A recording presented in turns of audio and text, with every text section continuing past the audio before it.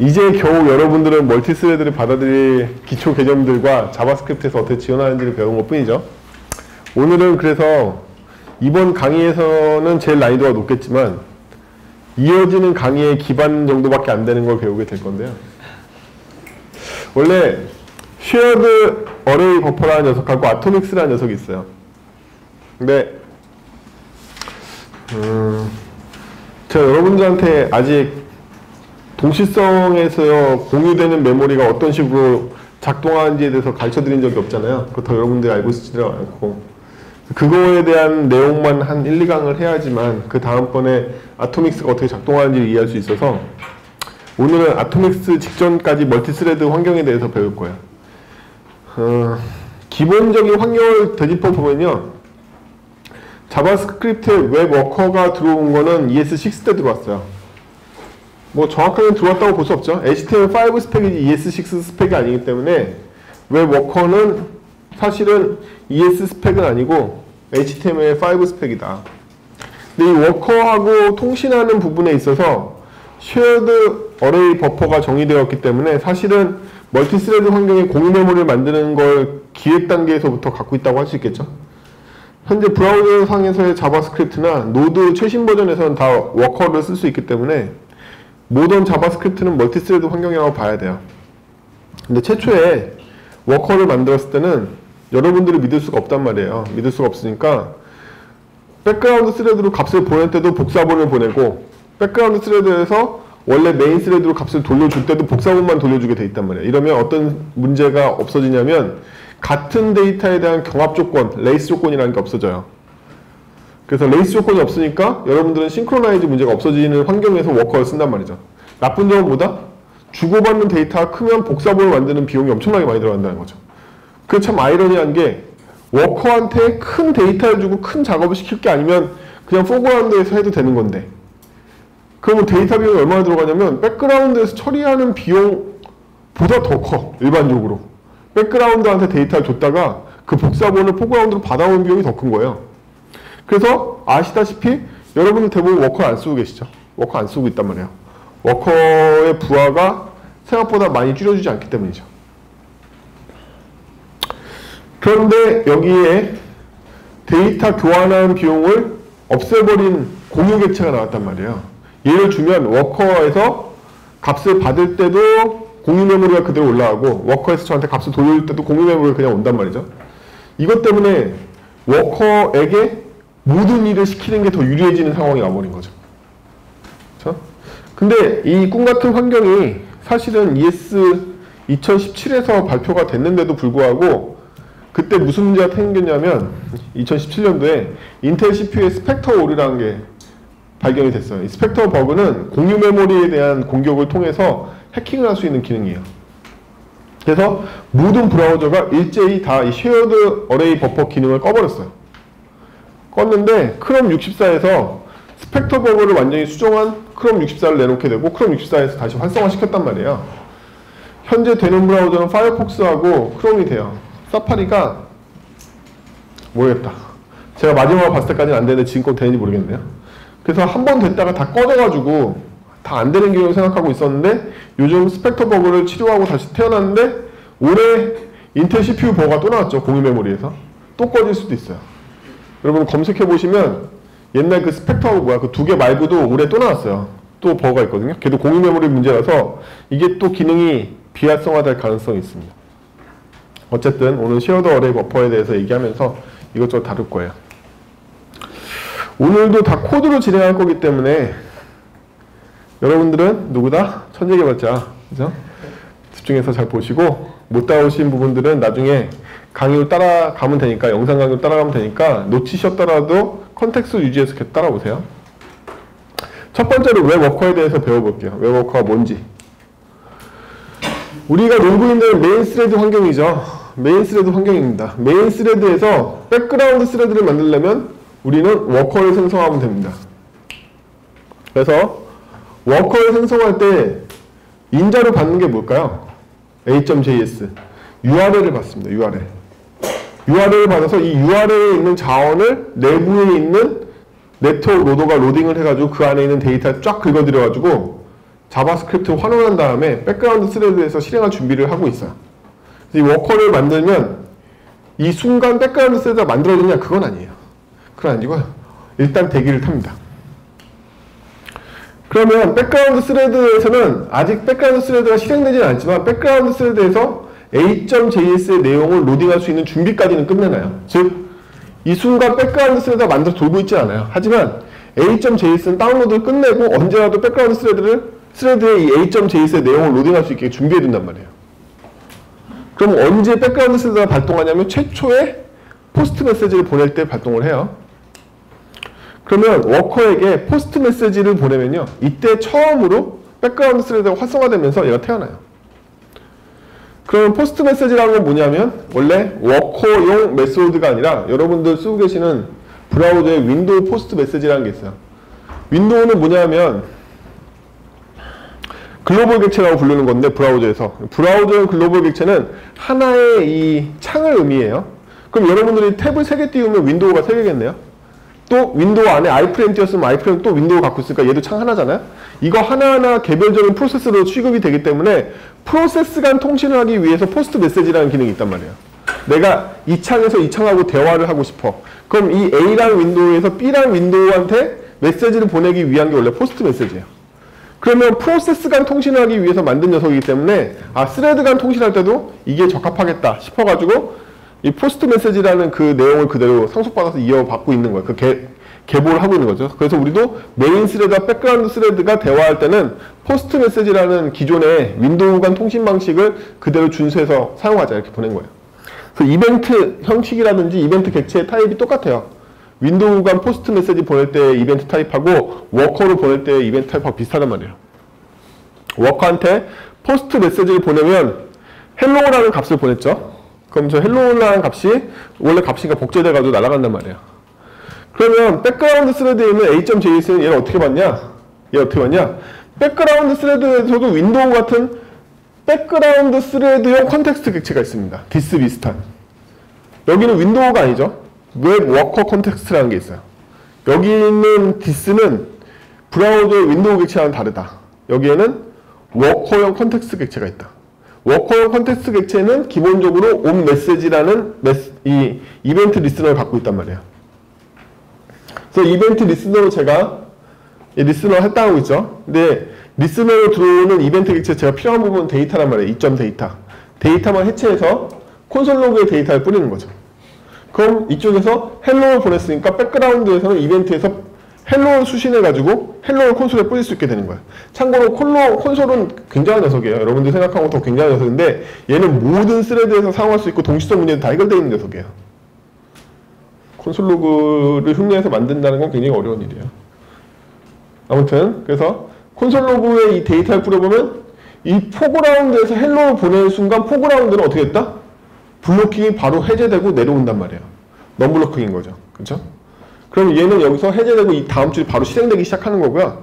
메시지를 중간에 있는 메시지 브로커라는 애를 통해서 백그라운드 스레드로 옮겨주면 이 a.js에 있는 내용이 onMessage라는 이벤트 리스너에서 얘를 받아들여서 이 안이 실행되기 시작하는 거죠.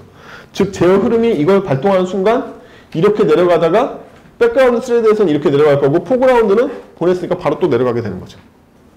그 두 개가 동시에 움직이게 된다. 이 이유부터.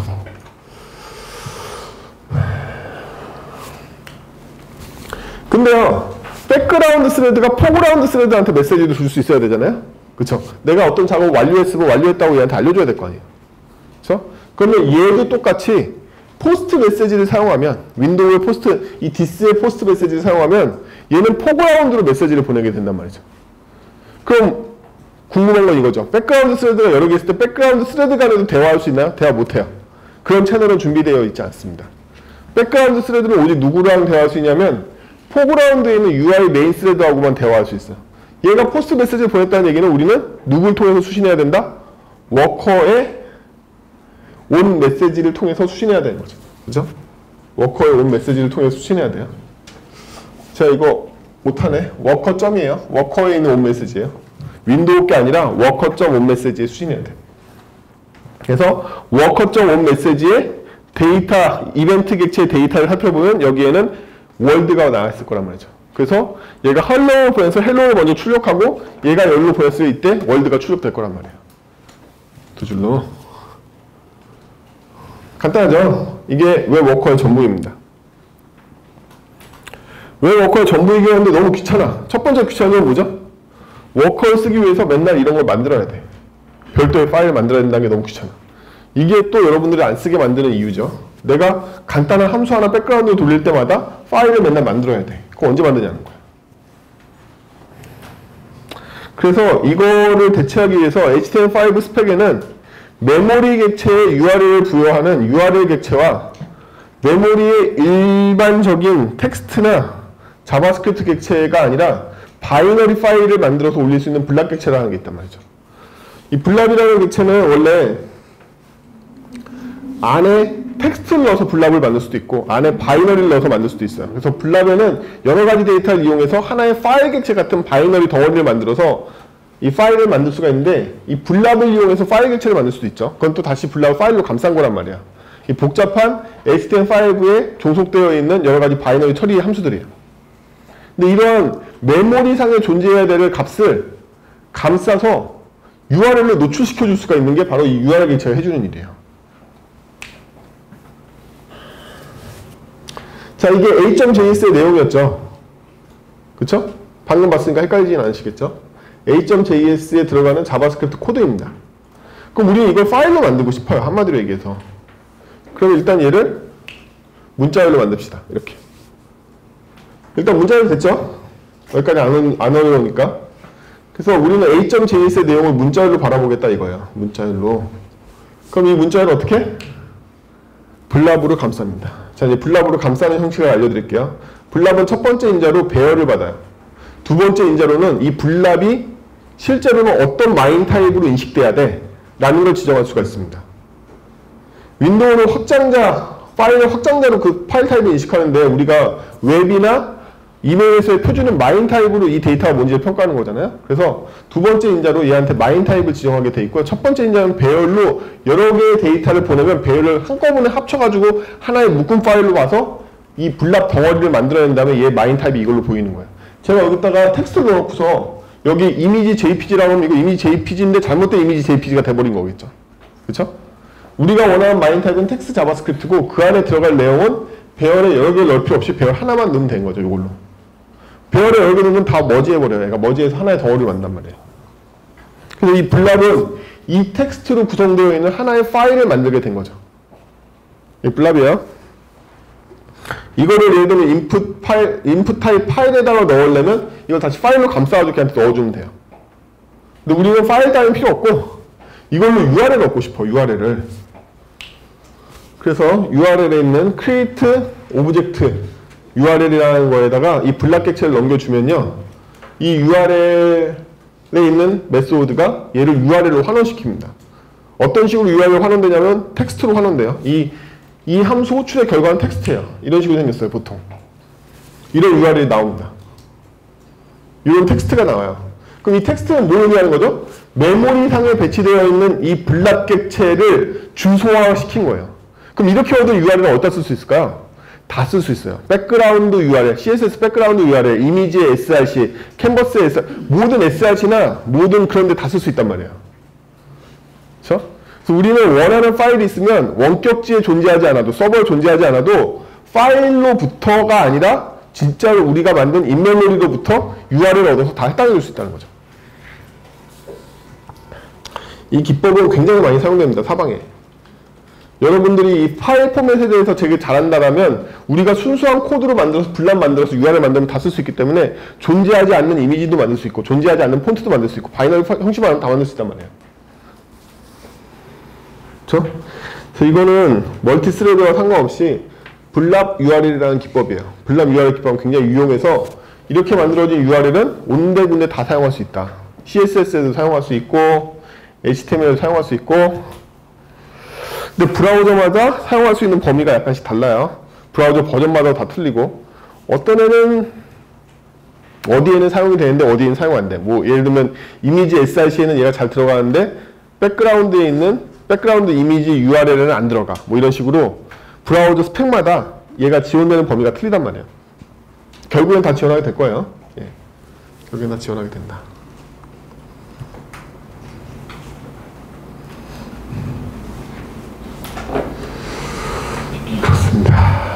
그렇습니다. 이 블랍 URL은요, 캡처해봐야 소용없어요.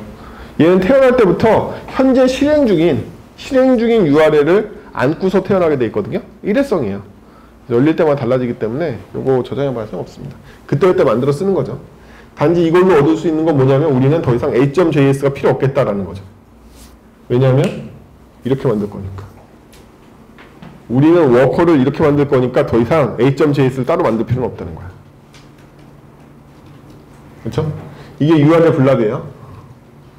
이 URL 블랍이 있음으로써 우리는 굉장히 쾌적하게 워커를 사용할 수 있다. 별도의 파일을 만들지 않고 워커를 쓸 수 있기 때문에 굉장히 쾌적하게 쓸 수 있게 됐죠. 방금 전까지는 a.js를 만들어 서버에 올려야 되잖아. 이제 안 올려도 돼. 워커 쓰는데 그런 거 필요 없어. 이렇게 만들면 된다. 아, 그래도 문자열로 이거 자바스크립트 코드 어떻게 짜요? 좀 이따 생각해보고. 어쨌든 a.js 안 만드는 것만 해도 어디야. 그렇죠? 그래서 우리는 드디어 얘를 배제하는 데 성공했어요. 이게 1차 목표입니다. 우리 원격지에 있는 파일을 만들고 싶지 않아. 우리의 자그마한 함수 맨날 실행시킬 때마다 이거 JS 파일 못 만들겠다 이거죠. 이렇게는 아무도 못 써요. 불편하니까. 요거에 성공한 거죠. 이거를 URL 블랍이라고 부릅니다. URL 블랍은 거의 한 단어처럼 쓰이는 일반적인 기법이에요. 웹에서. 일반적이지 않다고? 일반적인 거야. 여러분 다 옛날에 살고 있어서 일반적이지 않는 거고 모던 브라우저는 일반적인 일이에요. 자, 이제 우리는 워커를 쓰는 인터페이스가 불편하기 때문에 워커를 프라미스로 바꿔주는 워커 프라미스를 연구해 볼 차례예요. 우리 프라미스 하면 이제 자신감이 생겼지 않았나? 안 생겼나? 우리 프라미스만 만들면 어싱크 어웨이트도 쓸 수 있고 어싱크 제너레이터도 쓸 수 있고 뭐 여러 가지 쓸 수 있다는 사실을 배웠잖아요. 그렇죠? 또한 프라미스를 만들면 반제 요건이 생겨가지고 여러 가지 지연이나 프라미스 자체를 리턴할 수 있는 여러 가지 만들 수 있다고 생각되죠? 그렇죠? 지난 5주간 했는데 설마 프라미스가 싫지는 않겠지. 그럼 워커를 쌤을 쓰는 것보다는 프라미스가 낫다라고 생각이 들 수 있어요. 왜냐하면 프라미스가 어차피 워커 인터페이스에 온 메시지를 받으나 프라미스 되니나 뭐가 이렇게 차이가 나? 차이 많이 난다. 왜? 자바스크립트는 현재 모든 문법이 프라미스를 기반으로 어싱크 어웨이트를 다 지원하게 되니까. 응? 언어 차원에서 프라미스만 예뻐해. 표준이야. 어싱크 제너레이터가 됐든 어싱크가 됐든 반드시 그 대상 객체는 프라미스가 돼야 된단 말이에요. 그렇죠? 그래서 우리는 다른 이기종이 있으면 다 프라미스로 바꿔줄 필요가 있단 말이에요. 아작스 같이 희한한 놈이 있으면 패치로 바꿀 필요가 있는 거고 모든 걸. setTimeout이 있으면 setTimeout의 콜백 대신에 걔를 프라미스로 감쌀 필요가 있는 거고 다 우리가 지난 5주간 해온 거잖아요. 그렇죠? 프라미스로 바꾸는 이유는 뭐다? 어싱크 어웨이트 문법에 밀어넣으려고 그런 거야. 거기 참가하려면 다 프라미스가 돼야 돼. 무조건. 프라미스가 아닌 건 참가 못해. 자, 우리 맨날 쓰고 있는 거니까 마인 타입을 미리 정의합시다. 마인 타입을 미리 정해야 하는데 마인 타입은 여러 개 정의될 가능성이 있으니까 자바스크립트로 마인 타입만 미리 정의했어요. 나중에 이미지 타입이나 JP 타입이나 여러 가지나 마인 타입 정해가면 되겠죠. 폰트가 너무 작아요? 안 보여? 제 용어 보이냐? 오케이. 왜 오늘따라 작아 보이지? 원래 제가 16 쓰고 있는데? 16 쓰고 있는데 이상하다. 자, 워커 프라미스를 만들 건데요. 워커 프라미스는 마치 제너레이터처럼 처음에 F 함수를 물고서 만들어졌지만 얘를 호출할 때마다 프라미스를 토해내는 녀석이에요. 제너레이터 그렇죠? 제너레이터가 인자를 품고 함수를 정의하면 제너레이터 한번 호출할 때마다 계속 이터러블이 만들어지는 것처럼 얘도 이 함수를 호출할 때마다 프라미스를 토해내는 그런 고차 함수를 만들 거란 말이에요. 그러면 이 F가 우리가 넘길 함수야. 우리가 실행한 함수야. 그럼 우리는 뭘 리턴한다? 어떤 데이터를 주면 이 프라미스를 리턴하는 함수를 만들 거란 말이에요. 그쵸? 이 함수를 호출하면 프라미스가 리턴되는 게 아니라 프라미스를 리턴해주는 함수를 만들 거란 말이에요. 검색하시면 고차 함수에 대해서 많이 나오죠? 고차 함수는 여러 가지 특징들이 있는데 너무 광범위한데 그 중에서 많이 나온 내용이 뭐다? 함수를 리턴하는 함수다가 대부분 고차 함수죠? 얘가 함수를 리턴하는 함수예요. 함수를 소비하는 함수도 고차 함수지만 함수를 리턴하는 함수도 고차 함수죠. 그래서 얘는 어떤 데이터를 주면 그 데이터를 가지고 프라미스가 리턴되는 함수를 리턴하는 함수를 만들어내는 함수. 그렇죠? 그럼 우리가 주게 F 함수는 뭘까? 워커에서 실행해야 될 A.JS를 대체하는 거겠죠. 그쵸? 그럼 우리가 만들어야 될 워커에 대한 기본적인 템플릿은 이렇게 생겼죠. 우리는 워커를 만들 건데 워커 템플릿이 이제 이거죠. 그냥 외우세요. 그냥 워커는 앞으로 이렇게 만드는 거야, 무조건. 워커는 URL 크리에이터 오브젝트 URL에다가 뉴 블랍에다 일단 문자를 생각하고 마인 타입 넣는 게 생각해, 그냥. 그쵸? 이제 워커는 안에다가 A.JS라는 그 문자를 넣는 게 생각하지 말고 그냥 무조건 워커를 이렇게 만든다고 생각해. 그러면 우리는 워커를 만들었는데 이 워커가 핵심적인 건 이 F 함수를 물어야 되는 거고, 두 번째 핵심적인 건 이 프라미스가 이 워커를 뭔가 감싸고 리턴해야 된다는 거잖아요. 그렇죠? 그럼 제가 뭘 어떻게 했는지 볼까요? 자, 온 메시지가 이벤트를 받았죠. 그렇죠? 그 이벤트를 받아서 포스트 메시지를 다시 보내려고 한단 말이에요. 백그라운드 스레드가 포그라운드로부터 받은 데이터를 다시 포그라운드한테 보내주려고 그런 거란 말이죠. 코드가. 근데 F 함수를 제가 문자열화 시켰잖아요. 여러분들 ES6 표준은 자바스크립트의 함수를 문자열화 시켰을 때 네이티브 함수가 아닌 이상은 함수 내용 그대로가 문자열화 되는 걸 표준으로 정의해 버렸어요. 그래서 브라우저 상으로 얘가 문자열이 나오지 않고 그냥 함수에다가 본체를 비워놓는 거라든지 아니면 펑션 이렇게 나온 것들은 다 표준 위반이야. 이제 우리는 이걸 믿고 쓸 수 있게 됐다. 이렇게 하면 무조건 함수 전체가 다 문자열로 나와야 된단 말이에요. 표준이. 그래서 이 함수에게 데이터를 넘긴 결과값을 다시 포그라운드로 보내주려고 그런 거죠. 그러면 워커 프라미스에서 준 F 함수는 저 안에 들어가 있는데 이 함수를 문자화한 걸 가로로 감싼 걸 갖다 실행했으니까 그 함수를 실행한 꼴인 거죠. 그렇죠? 그 함수 실행할 때 인자로 뭘 줬다? 이에 데이터를 줬다. 포그라운드에서 준 데이터를 줬단 말이죠. 그리고 이 함수의 결과값을 어디로? 포그라운드로 다시 보내줄 거다. 그러면 우리는 저 F 함수의 시그니처가 떠오르죠. 뭘 받는다? 포그라운드에서 준 데이터를 인자로 받아들이고 나의 리턴 값이 다시 포그라운드로 들어갈 거야.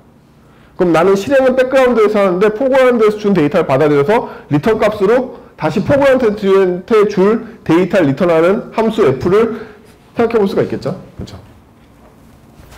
어렵다고? 아까 왜 워커 마스터 하신 것 같더니만 아닌가? 백그라운드는 포그라운드 데이터 수신할 때 온 메시지 이벤트를 수신하고 백그라운드에서 포그라운드로 데이터를 보낼 때는 포스트 메시지를 사용한다. 백그라운드가 포그라운드에 있는 데이터를 받아들여서 이 함수를 실행했더니 이 함수의 결과값을 어디로? 다시 포그라운드로 리턴하고 있는 거죠. 일반화되어 있는 F 함수를 정의해서 일반화되어 있는 워커를 만드는 데 성공했죠.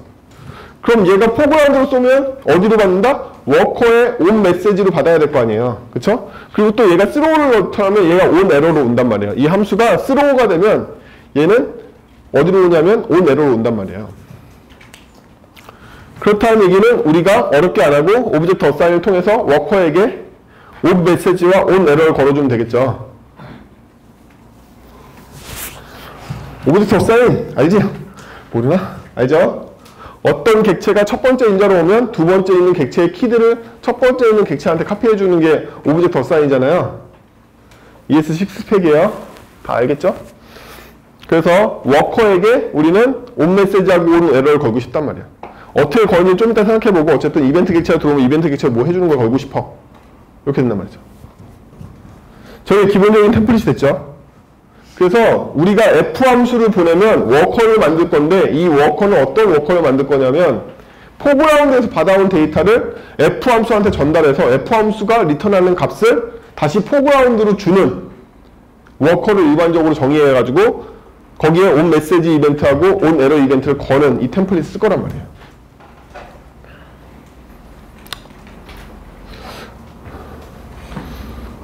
어려워요, 강익씨? 안 어렵죠? 네. 그럼 이제 남은 건 뭐죠? 프로미스와 연결되는 것밖에 없네요. 이 과정은 프로미스랑 연결만 하면 되잖아요. 그래서 프로미스에서 어차피 뭐 할 거다? 이때 받아온 데이터를 포스트 메시지로 워커한테 줄 거야. 이거 확정이란 말이지. 우리는 이걸 프로미스로 감싸고 싶은 것 뿐이에요. 그쵸? 우리가 하고 싶은 건 이 행위를 프로미스로 감싸고 싶은 거죠. 따라서 이때 리졸브와 리젝트 받은 걸 어디로? 지역 변수로 잡아? 스코프로. 그래서 이때 들어온 리졸브 리젝트를 지역 변수에 잡아놓으면 이벤트 리스너에서 리졸브한테 보내거나 리젝트한테 보내면 되는 거죠. 그쵸? 아니 오늘 중에 제일 쉬운 거? 지금 보는 게 오늘 배우는 건 제일 쉬운 거예요. 잠깐 생각할 여유를 드릴까요? 우리가 하고 싶은 건 뭐였다? 막 입 벌리고 있는 사람도 있어. 어떻게 프로미스로 워커를 감싸고 싶어. 워커는 이벤트 리스너에서 결과가 온단 말이야. 그러면 이벤트 리스너의 결과가 왔을 때 프로미스로 감쌌으니까 프로미스에 있는 리졸브나 리젝트로 보고를 해줘야 돼. 근데 워커는 한 번 만들고 돌렸을 거라는 생각인 거죠. 지금 제 생각에서는 이 워커 한 번 만들어서 이 워커를 가지고 제가 계속 쓸 거란 말이에요. 프로미스가 만들 때마다 워커 포스트 메시지만 하고 계속 이 워커 하나를 가지고 수많은 프로미스를 만들어낼 생각인 거죠. 이 함수에 통해서 데이터만 바꿔가면서 포스트 메시지의 데이터만 바꿀 생각으로. 그쵸? 그러면 그때마다 만들어지는 리졸브하고 리젝트를 스코프 변수에 삼으면 여기에 있는 리스너가 인식할 수 있잖아요. 이렇게. 그쵸? 그래서 이때 포스트 메시지를 보낼 당시에 있던 리졸브 리젝트가 온 메시지나 온 에러 시점에 리졸브 리젝트가 돼서 이쪽으로 보고를 해주면 프로미스 대응이 성립한단 말이에요. 프로미스 어렵죠. 프로미스 어려워요. 프로미스의 반제어라는 건 굉장히 대단한 거란 말이에요. 이 리졸브 리젝트가 바깥쪽으로 유출된다는 생각을 한 번도 안 해봐서 어려운 거야. 프로미스 원래 어렵단 말이지. 프로미스는 제어 자체를 함수의 호출로 바꿨기 때문에 함수만 잡을 수 있으면, 일각객체인 함수만 잡아둘 수 있으면 이 프로미스의 해소를 완전히 다른 곳에서 할 수 있단 말이야. 그쵸? 이거는 오직 자바스크립트 프로미스만의 특징이다? 아니야. 자바의 컴플리트 퓨처가 됐든 프로미스 A 스펙을 따르는 모든 액체가 됐든 다 이 짓을 할 수가 있어. 리젝트 리졸브를 외부에 유출시켜서 원하는 시점에 부를 수 있단 말이지. 이게 진정한 반제어의 굉장한 파워인 거야. 내가 원하는 시점에 리졸브 시킬 수 있다는 건 엄청나게 원하는 시점에 리졸브 시킬 수 있단 말이에요. 외부로 유출할 수 있기 때문에. 리졸브하고 리젝터를 바깥으로 유출할 수 있다는 의미는 이런 뜻이란 거야. 프로미스가 얘네보다 또 조금 더 위대해 보이죠? 그렇죠. 그래서 우리는 프로미스를 통하면 우리가 원하는 형태로 대응을 일으킬 수가 있어요. 이렇게. 그래서 이거를 프로미스에 있는 이거 프로세서라고 부르거든요. 다음 단으로 진행시키는 거라서 얘 둘 다 프로세서란 말이에요. 프로세서를 외부에 외제화하면 이런 일이 돼요. 그래서 이 프로세서 패턴이라고 부르는 프로미스는 패턴 중에 하나예요.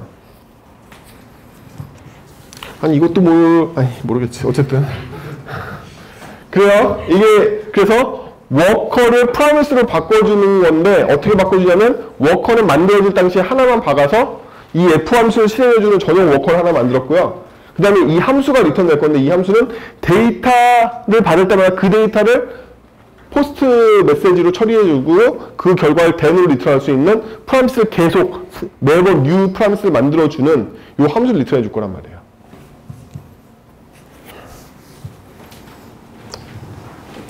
자바스크립트 어렵죠? 그쵸? 모든 자바스크립트 제가 어렵다고 했잖아요. 자바스크립트는 계속 기억하세요. 제일 어려운 언어 중에. 이유는 뭐다? 이 새끼가 제일 마지막에 만들어져가지고 스펙 올릴 때마다 각 언어의 가장 최신 버전을 계속 언어에다 집어넣는단 말이에요. 자바스크립트의 현재 2019나 2020 버전은 C# 8.0, 뭐 아니면 자바 9 이런 애들의 제일 좋은 것들만 갖다가 계속 매년 계속 그것만 집어넣고 있단 말이지. 언어가 어려울 수밖에 없는 거야. 각 언어가 점진적으로 발전해서 이룬 가장 어려운 부분들을 계속 다 언어에다 넣고 있기 때문에 현재 번의 자바스크립트가 제일 어려워요. 제가 보기엔 언어 중에. 그럼 인정사정을 쓰면 이렇게 된단 말이에요. 응? 그러면 우리는 이제 사용해보려면 어떻게 합니다? 워커 프로미스에다가 포그라운드에서 준 값에다가 뭘 리턴하고 있다? 월드만 붙여서 리턴하고 있죠. 이 함수가 포그라운드에서 온 값에다가 월드만 붙인 걸 다시 포그라운드로 리턴해주는 되게 심플한 함수잖아요. 이 함수를 뭐라고 부를 거다? add world라는 함수, 이걸로 부를 거예요. 그럼 우리가 add world에다 헬로를 보내서 무료 백그라운드에 가서 월드를 붙인 다음에 다시 포그라운드로 온단 말이야. 그렇죠? 이걸 대문으로 봐서 콘솔 로그에 찍으면 헬로 월드가 찍히겠죠? 그쵸? 훨씬 살만해졌죠? 예. 이제 워커가 그렇게 힘들게 쓸 필요가 없잖아요. 훨씬 살만해졌잖아요. 그러면 우리는 이 F 함수만 바꿔주면 다양한 워커 프라미스라는 걸 얻을 수가 있고, 워커 프라미스를 한번 얻으면 데이터만 바꿔서 얼마든지 계속 프라미스를 양산해내는 녀석이니까 범용성이 높아졌죠. 그쵸? 여기다 헬로 대신에 제가 맹기한이라고 넣으면 맹기한 월드로 나올 거 아니에요. 그쵸? 이렇게 데이터를 바꿀 수 있으니까.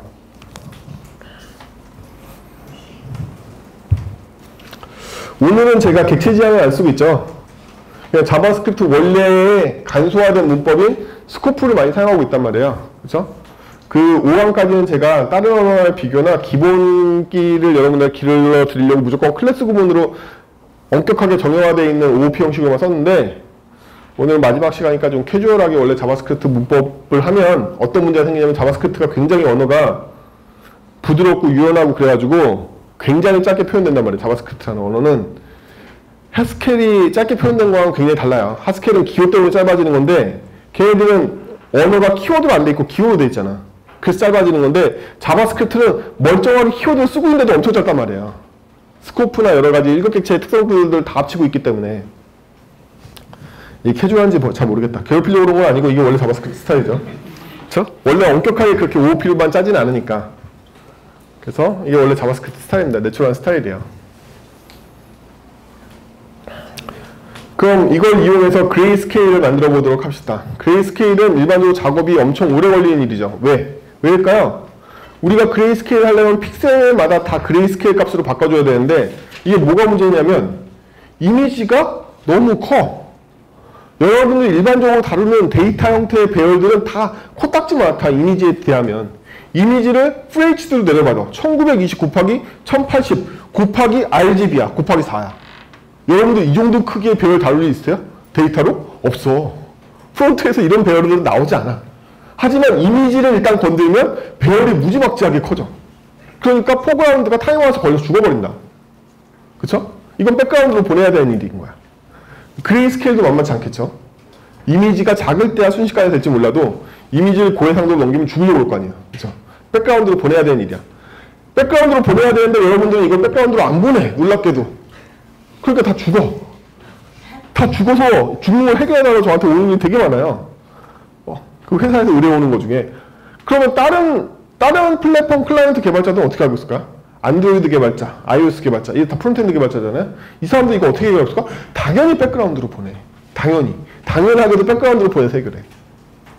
그럼 우리도 그런 수단이 있냐면 다 있단 말이죠. 여러분들 그냥 안 쓰고 있을 뿐인 거지. 그러니까 포그라운드에서 웹 프론트만 맨날 수준이 낮다고 취급을 받는 거야. 이게 프론트엔드 개발자의 취급이 일반적인 회사를 보면 요즘 그 사람들 구하기 힘들어가지고 연봉 높아 뭐 이렇게 하지만, 내부적인 분위기 보면 iOS 개발자나 뭐 백엔드 개발자보다는 당연한 거고, 안드로이드 iOS 개발자보다 더 밑으로 본단 말이에요. 왜냐하면 실제로 더 밑에 있는 수단과 방법밖에 안 쓰기 때문이지. 그렇죠? 당연히 백그라운드로 보내야겠죠. 포그라운드에서 하면 타임아웃 죽을 테니까. 지금 왜 안 죽었다? 여러분들이 테스트로 돌리는 이미지가 조그마니까 안 죽었겠지. 실무에서 가면 어떻게 돼요? 여러분들의 모바일 사이트는 요즘 갤럭시 S10으로 사진 찍어보셨어요? 18메가야. 그냥 찍으면 해상도가 막 생각하기도 싫잖아. 4K는 뭐 그렇죠. 내년에 갤럭시 S11 나오면 뭘 나온다? 1억 픽셀 메가로 나온다네. 루프 돌려봐. 싫잖아. 1억 곱하기 4란 말이야. RGBA니까. 포그라운드에서 반드시 죽겠죠. 300짜리 썸네일 가지고 맨날 테스트하니까 안 죽을 뿐이야. 그렇죠. 당연히 백그라운드로 보내는 거란 말이죠. 자, 그레이스케일에 대한 함수는요, 이 함수 안에 집어넣으면 되겠죠? 그럼 우리는 그레이스케일이 받아들여야 될 데이터를 뭘로 보냐면, 픽셀이 RGBA로 들어오는 픽셀 배열을 바라보고 있다는 거죠. 그걸 우리 이미지 데이터라고 합시다. 실제로 캔버스한테 요청하면 이러한 이미지 데이터를 줘요. 배열로.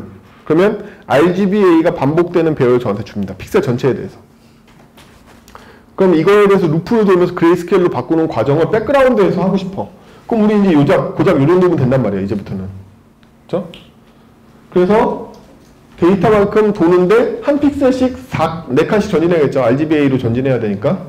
그러면 그레이스케일은 어떻게 구하냐면요, 이렇게 구합니다.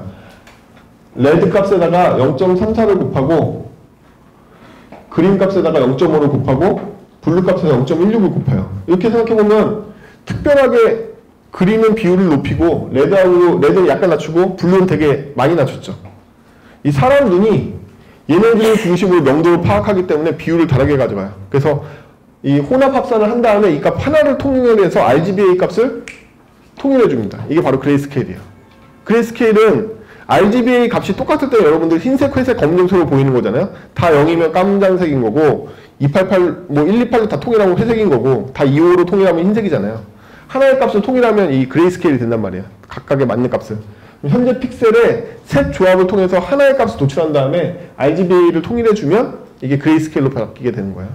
단지 이 짓을 얘만큼 해줘야 된다는 게 문제인 거죠. 랭스만큼. 그쵸?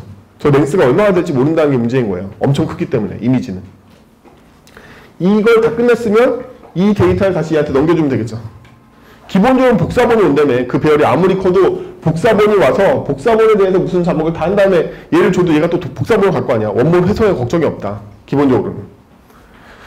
단지 우리가 아까 워커 프로미스를 만들었으니까 이렇게만 만들고 나면 그레이스케일 완성이 됐고 이제 이걸 사용해 봅시다. 이미지 온로드에 가서 이미지 객체, 아니 이벤트 객체의 타깃을 조사해보면 이미지 객체가 들어와 있겠죠? 그쵸? 이 타겟을 다시 윗사이트 분해해보면 이미지가 로딩됐을 때 윗사이트가 들어올 거예요. 맞죠? 그러면 캔버스 하나 만들 건데 캔버스의 윗사이트를 아까 만들었던 윗사이트로 할당해주고 얘한테 컨텍스트 2D 얻으면 캔버스 컨텍스트 얻어지겠죠? 여러분들이 자바스크립트랑 워낙 안 친하니까 오늘은 자바스크립트랑 친해지시라고 써주는 거예요. 자바스크립트 뭐것도 잘 모르고 그러시잖아요. 그쵸? 그러면 얘한테 타겟인 이미지 태그로 그림을 먼저 그리게 시키는 거죠. 크기가 똑같은 애를 만들었으니까 그 이미지랑 똑같은 캔버스에다가 이미지를 그려줬습니다. 그려주고 get 이미지 데이터를 해주면요. 이 영역에 있는 데이터 이미지가 오는데 여기에 뭐가 오냐면 이미지 데이터라는 객체가 나오게 돼요. 이미지 데이터 객체의 속성은 데이터, width, height 이렇게 세 가지 속성을 갖고 있는 객체예요. 그 중에 데이터를 가져오면 바로 RGBA의 배열을 얻을 수 있게 됩니다. 얘가 바로 이미지 데이터가 되겠죠. 그렇죠? 그레이스케일에 이미지 데이터 보내주면 den으로 변경이 완료된 이미지 데이터를 다시 받아들여서 put 이미지에 이미지 데이터를 넣어주면 돼요. 어떻게? 방금 받았던 RGBA 배열과 width, height와 시작점 0,0 보내주면 그레이스케일로 바뀐 이미지가 캔버스에 그려질 거란 말이지. 그래도 HTML5 나오니까 반가운가 봐. 표정들이 좀 살아났어. 워크할 때보다 좋은 것 같은데? 자, 이렇게 하면 아까와 그 전에 여러분 짰던 거와 틀린 건 뭐죠? 이 작업은 어디서 일어났다? 백그라운드 스레드에서 일어났기 때문에 포그라운드의 블로킹이 일어나지 않고 타임아웃도 일어나지 않는다. 심지어 FPS 찍어보면 계속 20프레임 유지하고 있겠죠. 백그라운드 프레임에서 하고 있으니까. 그래서 이 방법들을 통해서 굉장히 손쉽게 우리 생활에 있는 대부분의 무거운 로직을 어디로 옮길 수 있다? 백그라운드 스레드로 옮길 수 있다. 이게 바로 현재 자바스크립트예요. 현재 자바스크립트는 조금만 위험한 일 있으면 다 백그라운드로 보내는 거야. 무조건. 포그라운드에서 하면 안 돼. 이게 몇 초 걸릴지 어떻게 알아? 그쵸? 이미지 크기에 따라서 이게 10초 걸릴지 1초 걸릴지 어떻게 하냐고. 무조건 백그라운드로 보내는 거죠. 내 PC에서 그냥 해도 빠르다. 그 PC에서 빠르겠지. 모바일에서 해봤나? 뭐 이런 거죠. 그쵸? 그래서 자바스크립트는 굉장히 손쉽게 그레이스케일을 우리의 자바스크립트 정의에서 백그라운드로 손쉽게 보낼 수 있게 되었다. 인 거예요.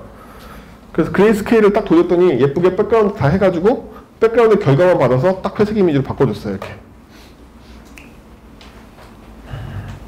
네, 여기서 여러분들의 상식이 하나 더 필요합니다. 어레이 버퍼라는 녀석에 대한 이해가 필요해요. 어레이 버퍼 스펙은 원래 어디에 딸려 있는 거냐면 웹GL 스펙에 딸려 있는 거예요. 웹GL은 i11부터 되고요. 모바일 브라우저는 무려 갤럭시 S3부터 다 돼요. 심지어 갤럭시 S2도 돼. 왜냐하면 안드로이드 진저브레드 소프트도 됐거든. 그 웹GL이 되는 브라우저는 모두 다 어레이 버퍼가 있다는 얘기죠. 그쵸? 웹GL에 소속되어 있는 스펙이기 때문에. 근데 이게 ES6를 기준으로 자바스크립트 표준 스펙에도 들어왔어요. 그래서 웹GL이 지원되지 않아도 ES6 이상을 지원하는 브라우저는 다 어레이 버퍼를 갖고 있어. 이 어레이 버퍼는 뭐 하는 거냐? 자바스크립트의 어레이라는 키워드로 만들어진 애는 사실은 어레이가 아니다. 그건 뭐죠? 링크드 리스트다, 걔는. 즉 일반적인 언어에서 우리가 배열이라고 부르는 애들은 어떻게 생겼냐면 고정되어 있는 인덱스를 갖고 메모리에 똑같은 크기를 일부러 블록으로 할당 같아서 태어나고 더 이상 길이를 변화시킬 수 없는 녀석이에요. 그래서 이 배열은 메모리 구조상 인덱스를 통해서 원하는 위치에 접근하기가 굉장히 용이해. 이 배열이 만약에 4바이트씩 먹고 있는 배열이라면 그냥 인덱스에다가 3을 세 번째 인덱스 가고 싶으면 4바이트 곱하기 3하면 그 자리, 그 메모리 자리가 바로 그의 위치가 되기 때문에 선형 탐색을 할 수 N 탐색을 할 수 있단 말이에요. 바로 그냥 갈 수 있어. 그게 배열의 장점이지만 고정되어 있는 메모리를 한꺼번에 할당했기 때문에 원소에 추가나 삭제가 불가능하고 새로 만들어야 되는 수밖에 없죠. 파기하고. 그렇죠? 이러한 구조를 어레이라고 하는데 자바스크립트에는 기존에 어레이라는 구조가 없었단 말이에요. 자바스크립트에 어레이라는 구조가 없었기 때문에 현재 자바스크립트에 있는 배열은 다 링크드 리스트야. 그렇기 때문에 마음대로 추가 삭제가 되는 거예요. 노드를 넣었다 뺐다. 단지 그 모양만 배열처럼 보이는 거지 기본적으로는 링크드 리스트다. 그러나 자바스크립트에서도 자바와 같은 배열이 필요하게 됐단 말이에요. 왜? 웹GL에서는 대규모의 데이터를 GPU에다 업로드해야 되는데 GPU가 배열 형태밖에 안 받아들여. 그래서 자바스크립트에 꾸역꾸역 일부러 강제로 배열 형태의 메모리 구조체를 만들어 놓은 게 어레이 버퍼란 말이에요. 근데 다른 언어에서는 배열을 어떻게 만드냐면 타입별 배열이라는 걸 만들어요. 예를 들면 바이트의 배열, 그러면 배열의 한 칸이 1바이트씩 먹는단 말이에요. 그렇겠죠? 그럼 제가 워드의 배열 이러면 워드는 2바이트거든요? 2바이트씩의 배열이 생겨난단 말이야. 그러면 인티저의 배열, 그러면 인티저 보통 4바이트니까 4바이트씩 먹는 배열이 태어나. 이런 식으로 타입의 배열이라는 개념을 쓰는데 자바스크립트는 그렇게 안 했어요. 그렇게 안 하고 다른 방법을 쓴단 말이에요. 이 다른 방법을 쓰는 다른 언어가 있냐면 있어요. 그 언어도 다 최신 언어야. 이것도 얘는 옛날 ABC 언어에 있는 배열 형태를 빌려오지 않고 최신 언어의 포맷을 가져와서 이것도 또 어려운 거죠. 그럼 어레이 버퍼는 어떤 개념이냐? 우리가 어레이 버퍼 10이라고 하면 이때 12는 뭘 의미하냐면 바이트의 수를 얘기해요. 여러분들 설마 비트 바이트 모르고 막 이러지 않겠죠? 아니 뭐지? 웃지 못하는 사람도 있어. 0과 1 하나를 나타내는 이진법 하나를 나타내는 게 비트고 비트가 8개 모이면 바이트고 이렇게 되는 거죠. 그렇죠? 이때 말하는 12는 12바이트를 얘기해요. 그럼 어레이 버퍼라는 건 기본적으로 바이트 어레이라고 볼 수 있겠죠. 어레이 버퍼는 기본적으로 바이트 어레이야. 그래서 우리는 12바이트짜리 메모리 공간을 만들 거야. 그래서 한 칸이 어떻게 생겼다? 한 칸이 1바이트, 즉 8비트로 되어 있는 이 메모리 블록을 12개 만들겠다는 뜻인 거죠. 이렇게 메모리를 확보하게 됩니다. 일반적인 다른 언어들, 정적 언어들이 확보하는 방식과 똑같이 그렇게 확보를 한다는 거야. 그럼 우리는 이 어레이 버퍼 그냥 사용하면 되겠네요? 그냥 사용 못하게 해놨지. 얘는 기본적인 메모리 블록일 뿐이야. 기본적인 메모리 블록일 뿐인 거고 이걸 어떻게 사용하는지에 대해서는 뷰에 따라서 달라진다는 개념을 사용해요. 따라서 얘는 원본 메모리는 바이트 어레이지만 이 바이트 어레이에다 우리가 뭘 쓰거나 읽을 때는 뷰라는 걸 통해서 읽고 쓰기를 하게끔 해놨단 말이에요.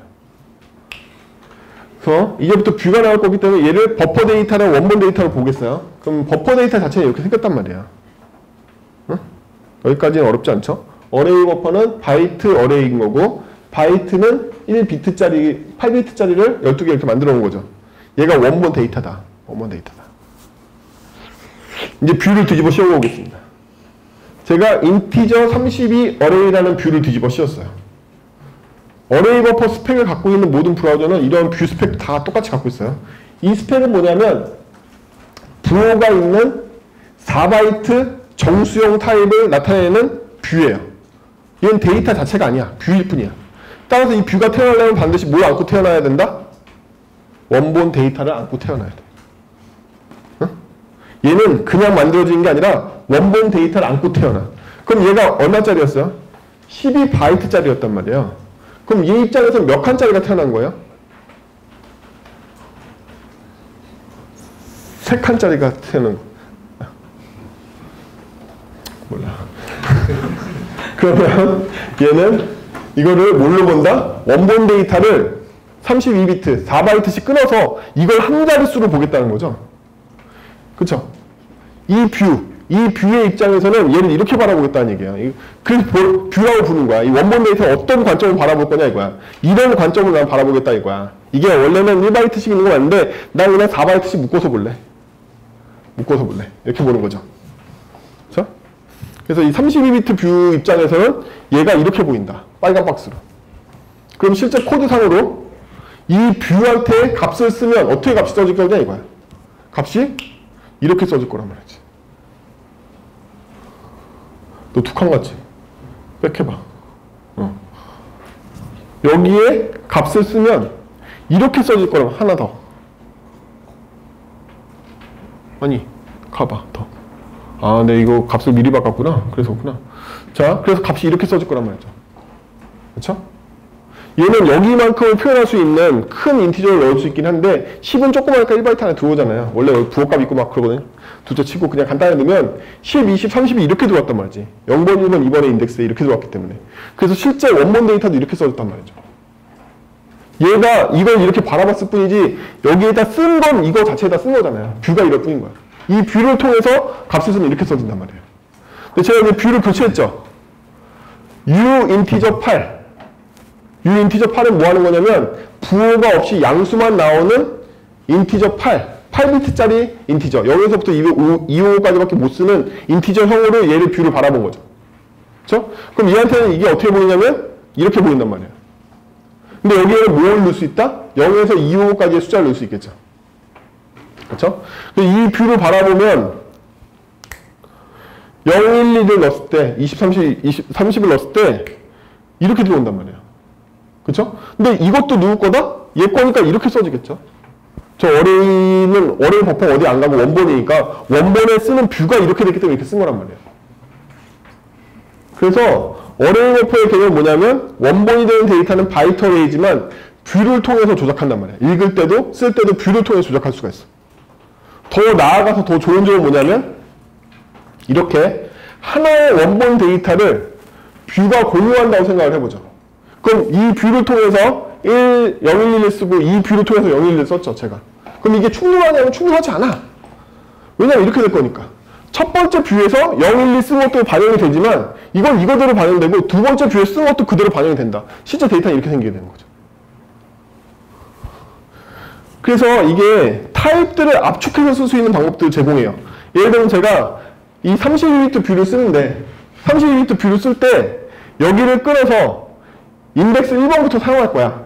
이렇게 본다는 거죠. 그래서 32비트 뷰로는 인덱스 1번과 2번만 사용하고 8비트 뷰로는 인덱스 1, 0, 1, 2, 4, 3까지만 쓰는 거죠. 그렇죠? 그럼 앞에 4바이트는 뭐가 된다?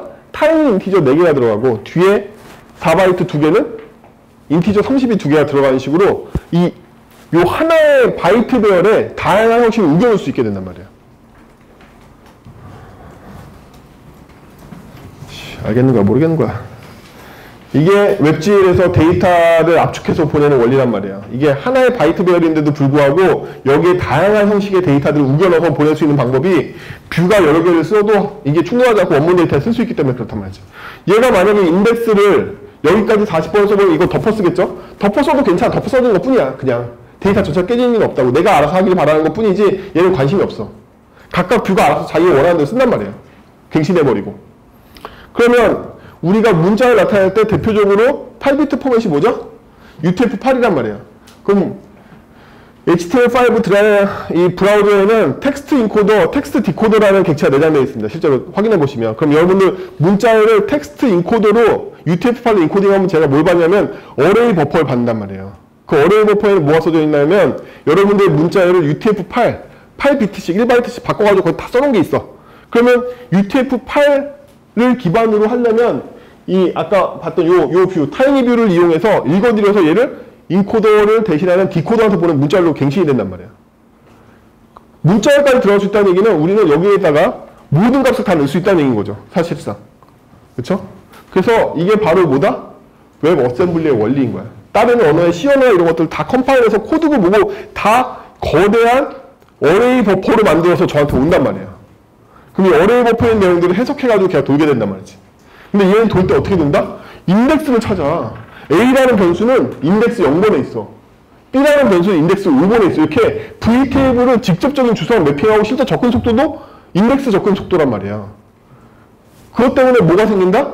자바스크립트에서 없는 타입을 결정할 수가 있게 되는 거죠. 그렇죠? 얘는 인티저형이잖아. 얘는 인티저형이고 얘는 타입이 인티저형이잖아. 그래서 타입 언어들이 어레이 버퍼로 바뀌어서 브라우저에 로딩돼서 실행기가 어떤 식으로 실행하냐면 강 타입으로 실행을 한단 말이에요. 얘는 타이니 인티저, 얘는 인티저, 얘는 부일리 인티저 이렇게 강 타입으로 인식을 한단 말이에요. 하나하나를. 속도가 엄청 빠르겠죠. 타입 전환이 없으니까. 이게 왜 역서물류가 빠른 이유예요. 뭐래. 어쨌든 어레이 버퍼와 뷰에 대해서 개념이 좀 생기셨어요? 다 죽으려고 그런다. 어레이 버퍼와 뷰를 제가 설명한 이유는 딱 하나예요. 오늘 우리가 뒤에 배우게 되는 객체 이름이 뭐다? 쉐어드 어레이 버퍼야. 그럼 어레이 버퍼인데 쉐어드가 될 뿐인 거야. 우리는 쉐어드 메모리를 오직 뭘로만 쓸 수 있다? 어레이 버퍼로만 쓸 수 있다니까. 우리 표준에서 제공해주고 있는 백그라운드 스레드를 보낼 때 쉐어되는 메모리는 어레이 버퍼밖에 없어. 일반적인 값들은 쉐어되지 않아. 어레이 버퍼 타입만 쉐어드 어레이 버퍼가 있단 말이야. 우리가 쉐어드 어레이 버퍼로 뭔가 값을 만들면 얘를 백그라운드 워커 스레드로 보냈을 때 복제되지 않고 얘가 그냥 참조로 넘어가. 거꾸로 이걸 나한테 리턴해줄 때도 복제되지 않고 그냥 들어온단 말이야. 그럼 아까 거대한 데이터를 복사해서 백그라운드 스레드로 안 넘기기 때문에 굉장히 성능이 높아지겠죠. 근데 그렇게 사용할 수 있는 데이터 타입이 뭐만 있다? 쉐어드 어레이 버퍼만 있다고. 다른 문자나 숫자 이런 거 안 된다고. 걔는 다 복사되는 거고 객체도 안 되고 다 안 돼. 쉐어드 어레이 버퍼만 복사되지 않고 백그라운드 넘겼다 받을 수가 있어. 그럼 어레이 버퍼가 뭔지 알아야지 쓸 거 아니에요. 이렇게. 이것도 여러분들한테 생소하고 힘들어 하시지만 다른 모든 플랫폼 언어의 개발자들은 다 바이트 어레이를 다루는데 익숙해요. 이미. 우리가 익숙해져야 되는 거야. 바이트 어레이를 못 다루기 때문에 이게 생소한 거야. 다른 언어 개발자들은 다 바이트 어레이에 익숙하단 말이에요. 다 바이트 어레이로 되어 있기 때문에 모든 스트림을 다 바이트 어레이로 받아가지고 다시 디코딩하고 인코딩하는 게 그냥 원래 그냥 일이란 말이에요. 우리만 안 하고 있는 거야. 우리만. 근데 우리가 안 하는 이유는 뭐다? 자바스크립트 이미 다 해주고 있다니까. 수준이 낮아서 안 하고 있는 거지 우리가. 그렇죠? 그래서 드디어 오늘의 주인공이 쉐어드 어레이 버퍼를 할 거예요. 자, 아까 이미지 온로드인데 약간 개조를 하겠습니다. 쉐어드 어레이 버퍼를 쓰기 위해서. 그러면 아까처럼 컨텍스트를 얻어서 컨텍스트한테 드로우 이미지 하는 것까지 똑같죠. 그 다음에 드로우 이미지를 했으니까 get 이미지를 해서 이미지 데이터 얻는 거 똑같아요. 그리고 그레이스케일 호출하고 푸드 이미지를 하려고 하는 거 똑같다. 여기까지 기본 템플릿이고, 첫 번째는 쉐어드 어레이 버퍼를 만들어야 돼요. 그렇죠? 쉐어드 어레이 버퍼는 바이트의 크기를 지정해줘야 됩니다. 그럼 제가 쉐어드 어레이 버퍼를 받아야 되는 이미지 데이터의 크기는 정확하게 위스 곱하기 하이트 곱하기 RGBA니까 4죠. 이게 제가 만들어야 되는 쉐어드 어레이 버퍼의 바이트 사이즈란 말이에요. 정확한 바이트 사이즈가 바로 이거야. 왜냐하면 우리는 32비트 칼라 체계를 쓰고 있잖아요. 왜 32비트 칼라 체계죠? R에 8비트, G에 8비트, B에 8비트, 알파 채널 8비트를 쓰기 때문에 32비트 칼라 채널을 쓰고 있단 말이에요. 우리 지금 그 이상으로 더 복잡한 칼라 체계를 안 쓰고 있잖아요. 만약에 2바이트씩 RGB에 할당되면 원래 8바이트가 할당돼가지고 더 고해상도로 쓰겠죠. 그리고 아까 그레이스케일 계산할 때 그린에 더 많은 가중성을 준 거 보시죠. 레드에도 더 많이 가중성을 주고. 그러면 사실은 이 똑같은 데이터가 있어도요. 예를 들면 제가 쓸 수 있는 게 16비트라고 해봅시다. 15비트라고 해보죠. 15비트라고 할지라도 5비트씩 RGB에다 이렇게 할당해주는 건 색 조성상 굉장히 불리한 일이에요. 우리 눈에. 우리 눈은 그걸 별로 인식 안 해. 그렇기 때문에 뭐 5비트는 레드한테 주고 7비트는 그린한테 주고 블루한테는 3비트만 주고 뭐 이런 식의 전략이 훨씬 좋단 말이에요. 이게 바로 인텔 칼라 포맷이야. 유튜브에 보면 나와. 인코딩 할 때 왜 그 인코딩을 하게 되는지 알게 된단 말이지. 데이터를 줄이면서도 우리 눈에 더 잘 보이게 하려면 그린의 비율하고 레드 비율을 블루 비율보다 높인단 말이에요. 그 다양한 칼라 포맷들이 있어. 우리가 알고 있는 이런 아름다운 세계처럼 RGB가 똑같이 8비트씩 할당되어 있지 않단 말이야. 실제로 이 동영상 코덱이나 이미지 코덱이나 이런 것들은 사람 눈에 더 유리하게 코덱하기 때문에 그린의 비율이 더 높든지 레드가 비율이 더 높고 블루 비율을 낮춘단 말이에요. 이 칠판이 정확하게 푸른 기운이 돌면 눈이 편한 이유는 사람 눈이 블루에 대해서 되게 조금만 인식하기 때문에 그런 거예요. 뭐래. 어쨌든 우리가 쓰고 있는 체계는 RGBA에 공평하게 1바이트씩 할당하고 있기 때문에 바이트 수로 계산할 때 위스 곱하기 하이트 곱하기 4 때리면 딱 그 이미지가 출력해내는 버퍼 사이즈가 똑같아진단 말이야. 그쵸? 그래서 이건 바이트 어레이를 만든 거죠. 단지 쉐어드 타입을 만들었을 뿐이죠. 그럼 얘한테 제가 뭘 씌울 거냐면 뷰를 씌울 건데 U 인티저 8을 씌웠단 말이죠. 왜? 이미지가 출력될 때 0에서부터 255를 쓰지 마이너스 128에서부터 128까지 안 쓴단 말이야. 그래서 U 인티저 8 1바이트만 먹는 인티저인데 부호가 없는 언사인드 인티저 8 타입으로 제가 이거 뒤집어 씌운 거예요. 이 뒤에 복잡한 얘기 뭐냐고? 이런 게 있어. 어쨌든 이게 무슨 뜻이냐면 잘못된 값을 넣으면 난 널 죽여버리겠어. 뭐 이런 기능이 내장되어 있는 애들 이렇게 써요. 그렇지 않으면 그냥 인티저 8 어레이도 있거든요. 근데 이게 붙으면 더욱더 형 안전성이 보장이 돼요.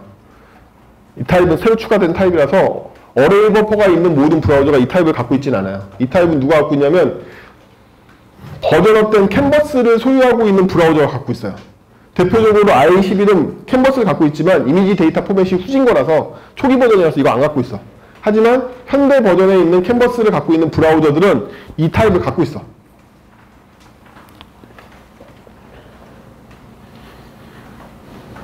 어떻게 할까요? 일단 여러분들이 최신 스펙을 다 업그레이드 하시라고 했죠? 그 다음부터는 스펙이 바뀐 걸 따라가면 되니까 그래서 저는 아는 거예요. 제가 이거 방대한 거 다 외우고 다닌 게 아니라 어느 날 리셋을 다 해가지고 최신 스펙으로 제가 다 공부를 바꿨을 거 아니에요. 그 다음부터는 스펙 나올 때마다 흡수하면 되니까 저는 이게 되게 쉬운 거야. 이렇게 다 알고 있는 게. 그래서 한 번은 리셋을 해야 돼요. 계속 옛날 거에 있으면 안 되고 요즘 거 다 리셋을 한 다음에 그 다음부터는 새로 나온 것도 조금씩만 노력하면 다 얻을 수 있잖아요. 그렇죠? 꼭 반드시 업그레이드 하세요. 실무에서 못 쓴단 말이에요. 저는 이런 거 쓸 때 다 그런 걸 알고 있으니까 실무에서 어떻게 분기할지 어떻게 보일러 플레이트를 쓸지 알 거 아니에요. 그쵸? 그 문제다. 그래서 얘를 U8C로 제가 엄청 줄여가지고 이렇게 이 뷰를 제가 잡아놨죠. 뷰를 잡아놨습니다. 이제 와서 비밀인데 get 이미지 데이터에 받아온 이미지 데이터로부터 데이터를 얻으면 얘는 사실은 자바스크립트 배열이 아니다. 자바스크립트 배열이 아니면 무슨 배열을 준다? 이 배열을 준다. 응? 이게 개선되어 있는 캔버스 스펙을 준수하는 브라우저가 해주는 일이에요. 개선된 준수에 따르면 get 이미지 데이터는 이미지 데이터 객체를 주는데 이미지 데이터 객체에 있는 데이터 속성에서 들어온 건 자바스크립트 배열이 아니라 요거 U 인티저 8 클램프드 어레이라는 타입으로 저한테 데이터를 준단 말이에요. 알겠죠? 이미 이때 제가 어레이 버퍼 타입으로 받는 거예요. 이 뷰로. 그러면 바이트 어레이가 있고 바이트 어레이가 있다고 생각해 봅시다. 얘네들 간의 복사는 엄청 빨리 되겠죠? 그쵸? 링크드 리스트가 아니잖아. 하나하나 노드 찾는 비용이 없어. 그냥 1대1로 그냥 막 내면 될 때 복사가 엄청나게 빨리 돼요. 원래 배열 복사가 무지하게 빨리 된단 말이야. 그러면 모든 뷰는 어레이 버퍼의 모든 뷰, 아까 인티저 32 뷰를 비롯 모든 뷰는 다 셋이라는 메소드가 있고 셋에 자기랑 똑같은 크기의 뷰가 오면 그 뷰를 곧장 복사할 수 있어요. 엄청 빨리. 이게 바로 그 셋 메소드예요. 저는 쉐어드 오브젝트를 물고 있는 U 인티저 8 뷰를 만들었는데 이 뷰한테 캔버스로부터 얻어온 U 인티저 8 데이터를 바로 복사한 거란 말이에요. 쉐어드 오브젝트에 싹 다 복사되어 있겠죠. 요거 한 줄로. 그쵸? 여러분들 헤맬까봐 이렇게 줄로 저 원래 줄 안 나누는 거 아시죠? 원래 다 한 줄이야. 네. 친절하게 나눠준 거라고 했지. 그래서 이때 받아온 배열을 셋으로 통해서 얘한테 복사해줬다. 그럼 얘는 원래 빈 쉐어드 어레이 버퍼였는데 이 빈 쉐어드 어레이 버퍼에 이 데이터 싹 써줬을 거란 말이에요. 그쵸? 싹 써줬으니까 이제 우리는 얘한테 뭐 보내주면 된다? 쉐어드 오브젝트를 보내주면 돼. 뷰 못 보내. 쉐어드 오브젝트만 넘어갈 수 있어. 착각하면 안 돼요. 쉐어드 어레이 버퍼를 물고 있는 뷰가 있죠. 뷰를 보내면 걔 복사돼요. 누구만 넘어갈 수 있다? 백그라운드로 복사 없이 넘어갈 수 있는 오직 쉐어드 어레이 버퍼만 넘어갈 수 있단 말이에요. 응? 그래서 우리는 쉐어드 어레이 버퍼를 보낼 거야.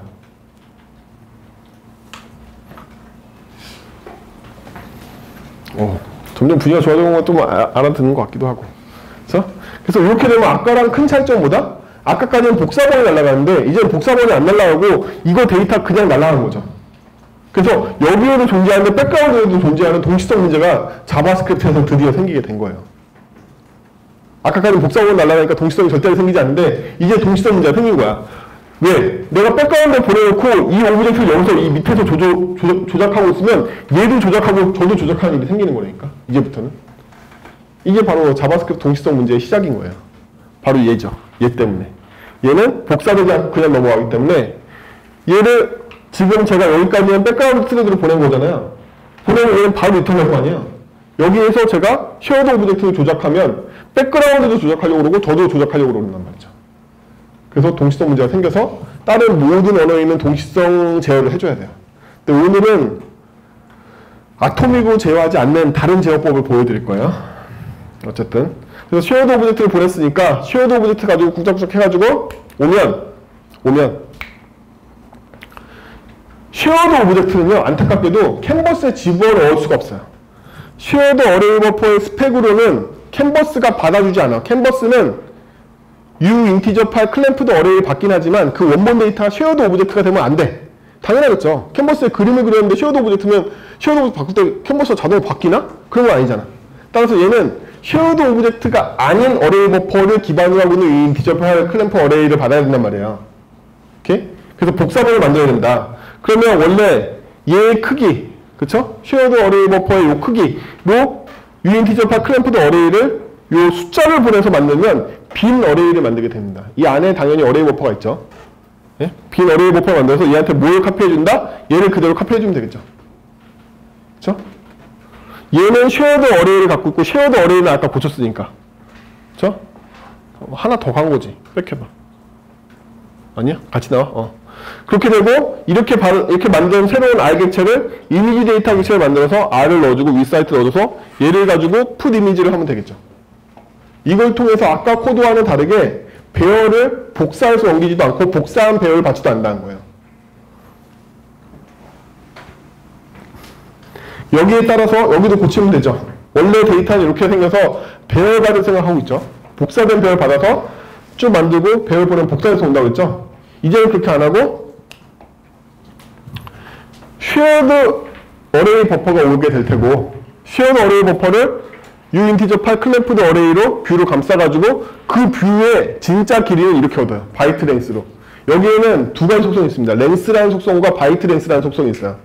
아까 우리가 12바이트짜리 어레이 버퍼를 인티저 32로 감싸면 걔의 랭스는 3이 되는 거죠. 4바이트씩 먹었으니까.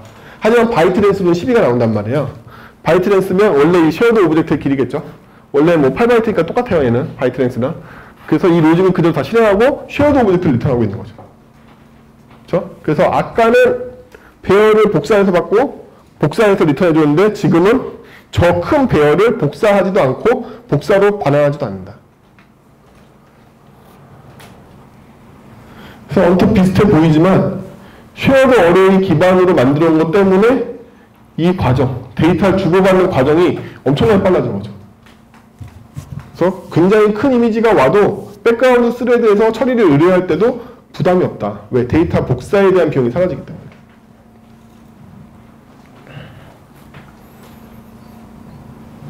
아직 행복할 때죠. 그쵸? 오늘 쉬운 코드야, 아직은. 네. 그레이스케일 만들었으니 더 쉬운 브라이트니스를 만들어 봅시다. 브라이트니스는요, 제가 데이터로서 레이트와 오브젝트를 보낼 거예요. 레이트와 오브젝트를 보낸다. 그러면 오브젝트는 복사가 돼서 오지 않지만 얘네들은 복사가 된 값이 올 거예요. 딴 애들은 오브젝트가 아니니까. 이 오브젝트 자체도 복사가 되지만 오브젝트에 있는 키에 쉐어드 오브젝트가 있다고 그 쉐어드 오브젝트까지 복사되진 않아요. 쉐어드 오브젝트는 참조로 온단 말이야. 그래서 얘는 레이트와 오브젝트를 받아들여서 각각 RGB 값에 1 플러스 레이트를 곱해주고 있죠. 그럼 레이트가 0.2로 오면 1.2가 되니까 20%만큼 밝아질 테고 전체 이미지가 마이너스 0.2로 보면 0.8만큼 감소되니까 어두워질 테고 이럴 거 아니에요. 그쵸?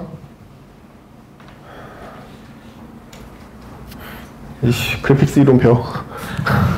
제일 쉬운 필터 2개 오늘 가르쳐드리는 거죠. 여러분들은 디플레이스먼트 필터를 비롯해서 드랍 섀도우를 비롯해서 수많은 이미지 필터들에 대한 기본을 익혀야 돼요. 그게 프론트엔드 개발자는 기본적으로 이미지 조작계는 다 알아야 된단 말이에요. 제일 쉬운 필터 오늘 2개만 한 거예요. 블러 어떻게 만들어? 뭐 이런 거 하면 어렵잖아. 블러 필터 숫자로 만들 수 있으면 여러분들만의 가우시안 필터를 백그라운드 만들어도 이미지 조작하든지 뭐 하든지 여러 가지 할 수 있겠죠.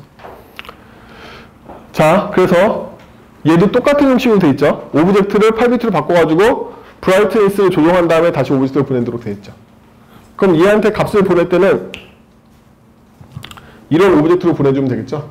그쵸? 레이트에다 마이너스 0.1, 90% 줄여주는 거고, 약간 어둡게 만들려고 그러는 거죠. 쉐어드 오브젝트 보내주면 되는 거죠, 이렇게.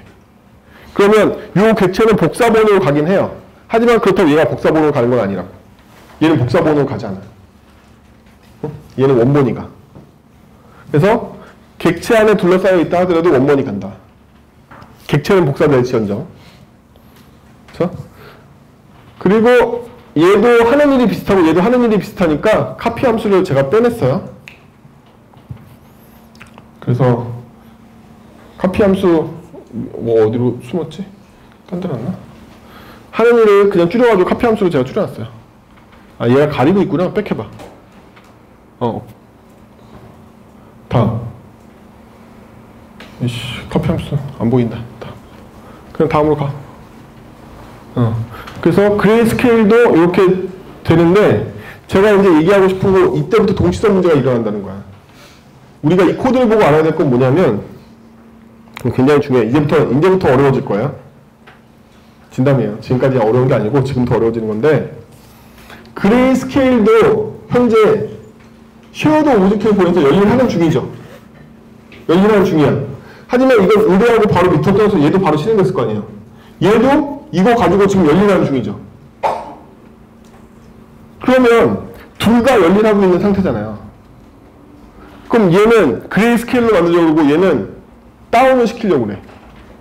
그럼 도대체 픽셀 값은 어떤 모양이 돼가고 있는 거냐 이거야.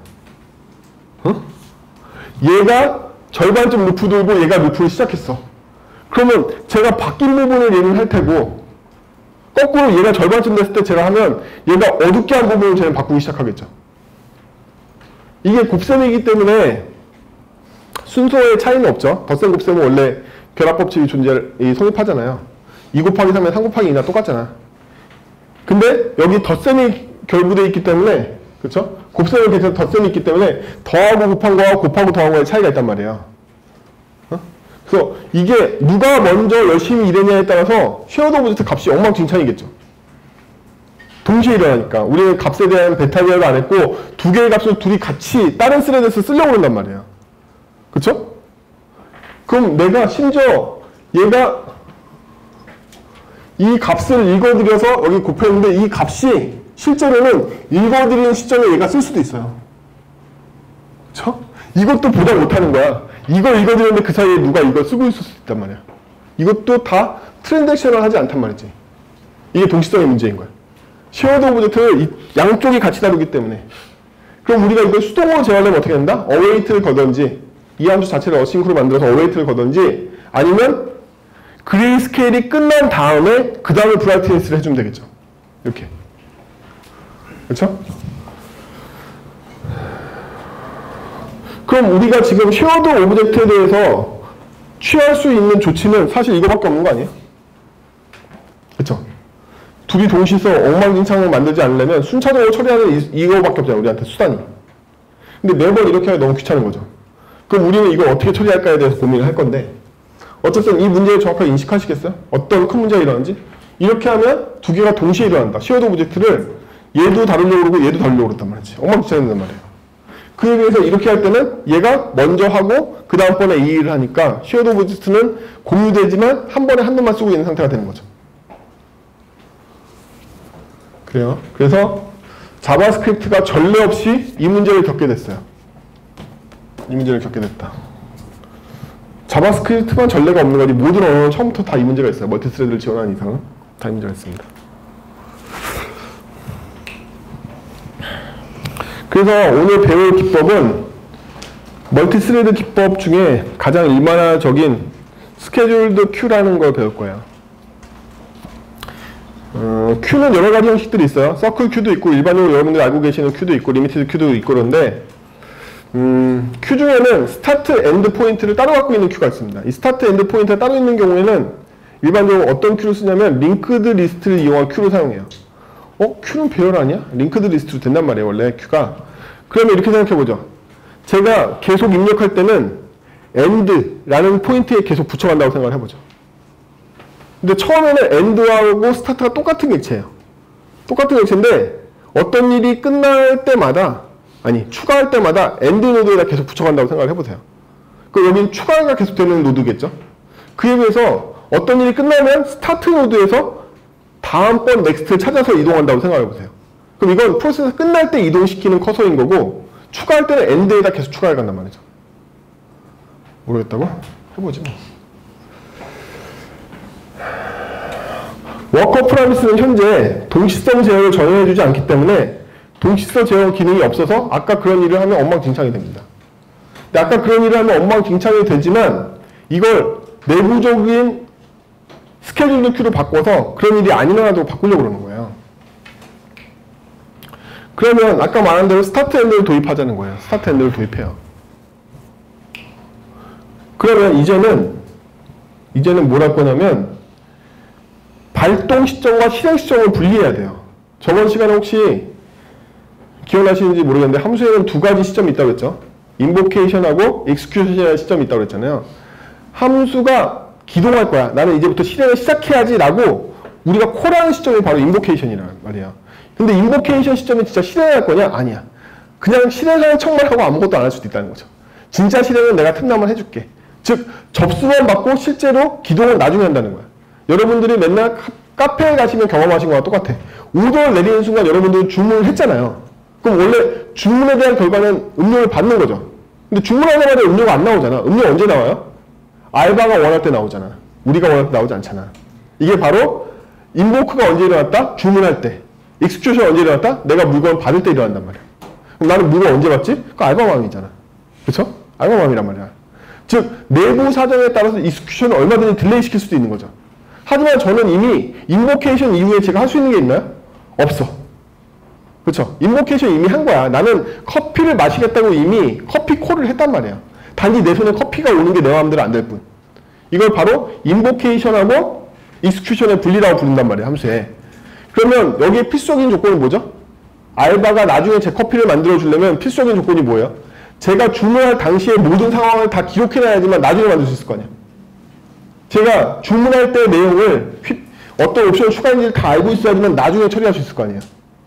그래서 함수가 인보케이션과 익스큐션을 분리하려면 인보케이션 시점에 모든 데이터를 다 저장해놔야지만 익스큐션을 분리할 수가 있단 말이야. 그게 바로 커맨드 패턴이야. 멀티스레드에서는 커맨드 패턴을 응용한 멀티스레드 패턴들이 여러 가지가 있어요. 그래서 인보케이션 시점에 있는 모든 내용을 캡처해서 저장을 해놔. 그러면 익스큐션 시점에 이걸 꺼내가지고 처리할 수가 있어. 그렇죠? 그래서 우리가 익스큐션하는 시점은 여기란 말이야. 인보크한 시점은 프라미스를 콜한 시점인 거죠. 이 함수 콜한 시점이 바로 인보케이션한 시점이야. 그럼 이 시점에 우리가 캡처할 수 있는 거 다 캡처해놔야 된다는 거야. 캡처 어떻게 했다? 인자로 들어온 데이터, 프라미스가 만들어준 리졸브, 리젝트를 다 캡처해서 하나의 객체로 구워놓는 거죠. 이것만 있으면 우리는 나중에 뭘 할 수 있다? 익스큐션 할 수 있어. 지금 하지 않아도 돼. 나중에 할 수 있다는 거죠. 이 세 개만 있으면 되잖아요. 이 세 개만 있으면 나중에 얼마든지 우리는 익스큐션을 할 수가 있어.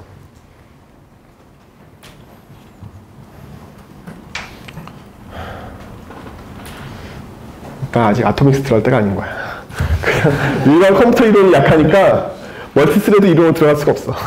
오늘은 그냥 컴퓨터 기초 이론을 더 공부해야 하는 걸로 합시다. 맞죠?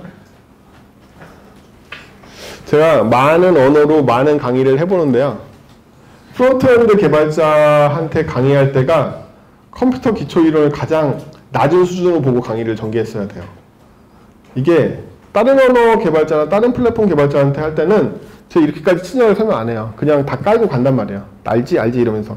그러면 컴퓨터 CS에 대한 여러 가지 지식이라든지 DS 자료구조에 대한 데이터 스트럭처에 대한 구조라든지 뭐 기타 여러 가지 CS, DS 이게 너무 지식이 낮아. 프론트엔드 개발자들한테 해보면 여러분들은 더 많이 보강하셔야 돼요. 그럼 제가 강의를 훨씬 더 어렵게 했겠죠? 어려운 게 아니라 이 정도는 알겠지 하고 깔고 할 거란 말이에요. 근데 저희가 원래 강의하려고 했던 건 멀티스레드 환경을 다 구축하는 거였지만 거기로 가게 여러분들의 반응을 보면 제가 이 CS 기초하고 DS 기초를 너무 많이 해야 된단 말이에요. 그래서 전지를 많이 못하는 거야. 그러니까 그냥 그 이론으로 가. 그쵸? 이번은 그걸로 가는 걸로 하죠. 그래서 인보케이션 시점에 우리가 캡처해야 될 중요 데이터 세 가지를 캡처해놓고 있죠. 이거 V라고 합시다. 그러면 첫 번째 단계에서는 스타트하고 엔드가 다 비어있겠죠. 그냥 빈값이잖아요. 그쵸? 빈값이니까 스타트 엔드 다 V로 초기화를 해준 거죠. 처음에 똑같이 시작한다고 했잖아요. 스타트 엔드 다 V로 초기화합니다. 그리고 리졸브하고 리젝트는 원래 있던 건데 리졸브 리젝트를 잡아준 거죠, 여기다가. 그리고 제가 인보케이션 해주면 되겠죠. 그러면 얘가 발동하고 여기서 리졸브가 되겠죠. 첫 번째 A는 이렇게 해소가 될 거란 말이에요. 첫 번째 A는. 근데 얘가 아직 온 메시지에 오지도 않았는데 또 함수를 콜하면 어떻게 된다? 헬이 되는 거잖아요. 또 함수를 콜하면 우리는 그때부터 대응을 해야 돼.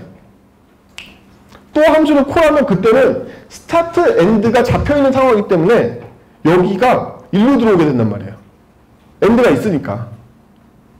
처음에 엔드가 없었기 때문에 일로 들어오지만 엔드가 있으니까 일로 들어온단 말이지, 이제는. 그럼 이미 첫 번째 노드는 실행 중이지만 실행이 끝나지 않았는데 다른 프로미스 요청이 오면 실행이 하려고 그러는 게 아니라 일로 빠진단 말이에요. 일로 빠지면 어떻게 되냐면 엔드에 있는 넥스트에다가 새로운 부위를 잡아줘. 실행을 하는 게 아니라 뭘 한다? 현재 마지막 거에다가 다음번 실행을 추가만 한단 말이죠. 그럼 이게 원래 스타트 엔드가 한꺼번에 V였죠. 옛날 V. 옛날 V에 있는 넥스트에다가 V를 넣었는데 이 V를 이제 다시 마지막 엔드로 바꿔준 거죠. 1번이 있었는데 1번에 다음으로 2번을 붙이고 2번을 이제 엔드로 바꿔버린 거잖아요. 자바스크립트는 할당식이 우항이 장으로 들어가. 맞죠? 그리고 순서는 오른쪽에서 왼쪽이야. 자바스크립트에서 유일하게 다 LR로 해석하는데 RL로 해석하는 유일한 예외란 말이에요. 모든 언어는요, ABC 언어는요, ABC 계통 언어들은 다 모순점이 있어요. 무슨 모순점을 갖고 있냐면, 원래 이 언어는 LR 파서로 다 구성이 돼 있었단 말이죠. 왜? 양키 새끼들이 다 지네 글을 왼쪽에서 오른쪽으로 쓰니까.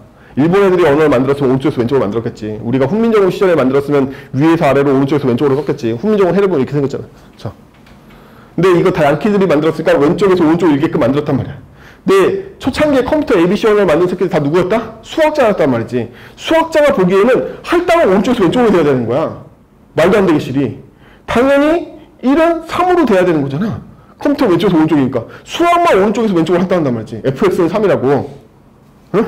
이렇게 된단 말이야. 수학만. y는 x 플러스 3. 수학만 오른쪽에서 왼쪽으로 된단 말이야. 이놈들이 이 수학적인 컨텍스트를 넣어야지만 직선이 풀리겠는 거야. 지네들 다 수학자니까. 그래서 ABC 언어의 유일한 모순점은 뭐냐면 할당식이 오른쪽에서 왼쪽으로 간다는 거야.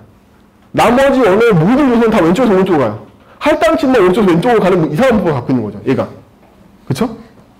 그래서 이게 헷갈리기 때문에 여러분들이 대부분 다 헷갈리게 돼.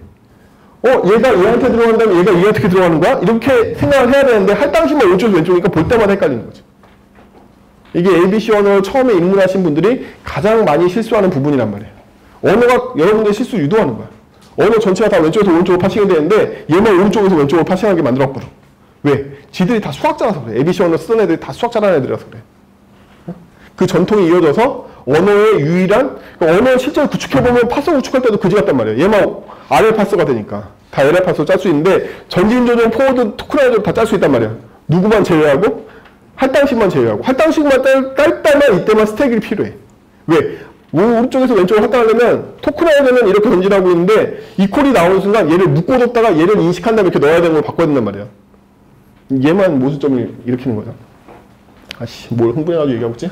어쨌든 마지막에 있던 녀석한테 넥스트로 얘를 넣어준과 동시에 그놈이 마지막으로 다시 바뀌는 거죠.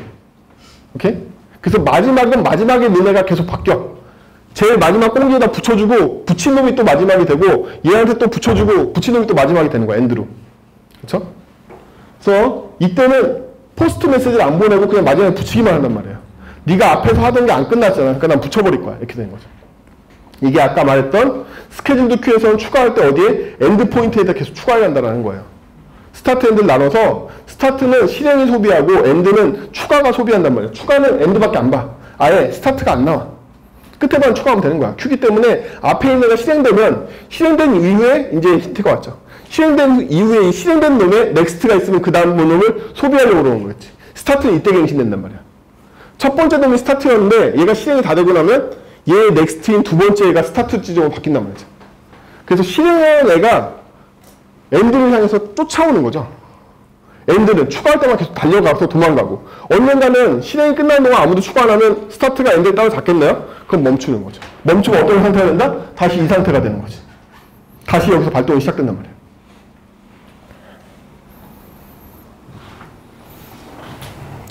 맨날 입사 공부, 알고리즘, 입사형만 푸니까 데이터 자료 구조도 맨날 입사에 나온 것밖에 안 보이시죠?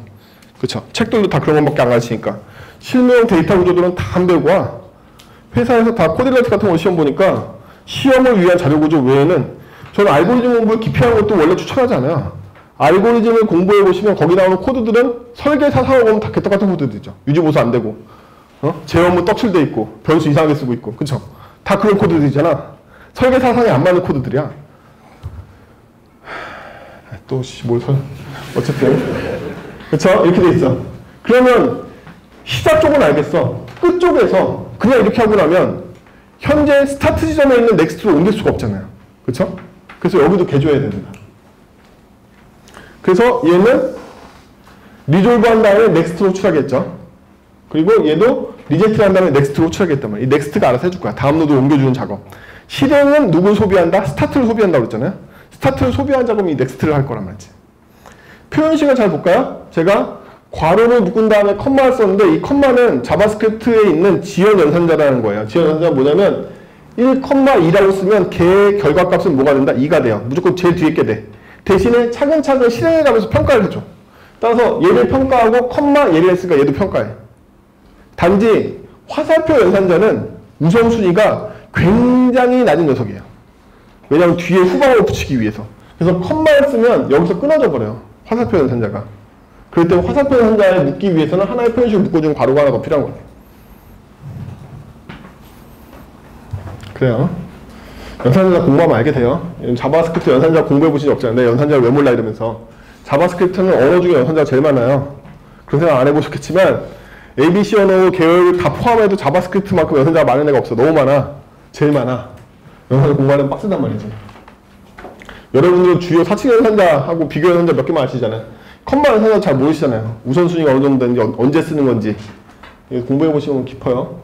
이렇게 넥스트를 해서 리졸브하고 리젝트만 하는 게 아니라 큐도 관리할 수 있는 넥스트 찬스를 한 번씩 더 주는 거죠. 넥스트를 만들어 볼게요. 넥스트는 일단 내가 소비한 게 스타트 거 소비한 거죠. 저는 언제나 스타트를 소비한단 말이에요. 제가 워커 포스트 메시지 할 때 소비한 건 스타트예요. 언제나 스타트를 소비하게 돼 있다 나는. 그러면 스타트 소비가 끝났죠 이미 여기서. 그러면 우리가 넥스트에서 해야 될 건 뭐냐면 스타트 다음에 넥스트가 붙어있냐고 관건인 거야 우리한테. 안 붙어있으면 여기서 끝난 거예요. 모든 게 끝났으면 다 끝났으니까 일로 들어오게 될 거지 나중에는. 그러나 이렇게 되면요. 이렇게 되면 넥스트가 있다는 뜻이니까 넥스트를 풀어봐. 풀어보면 넥스트는 이렇게 생겼으니까 객체가 데이터 리졸브 리젝트로 풀 수가 있죠. 디스트럭처는요 해체는요 연산자예요. 해체는 원래 연산자고요. 이 연산자를 어디에 쓸 수 있을 뿐이다? 렛이나 콘스트 문에서 쓸 수 있을 뿐이에요.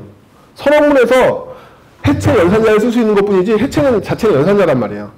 그래서 우리가 배열 해체를 하든 객체 해제를 하든 얘들은 연산자야. 연산자이기 때문에 미리 만들어져 있는 변수에게 얘를 할당하고 싶으면 해체 연산자를 통해서 한꺼번에 할당할 수 있단 말이에요.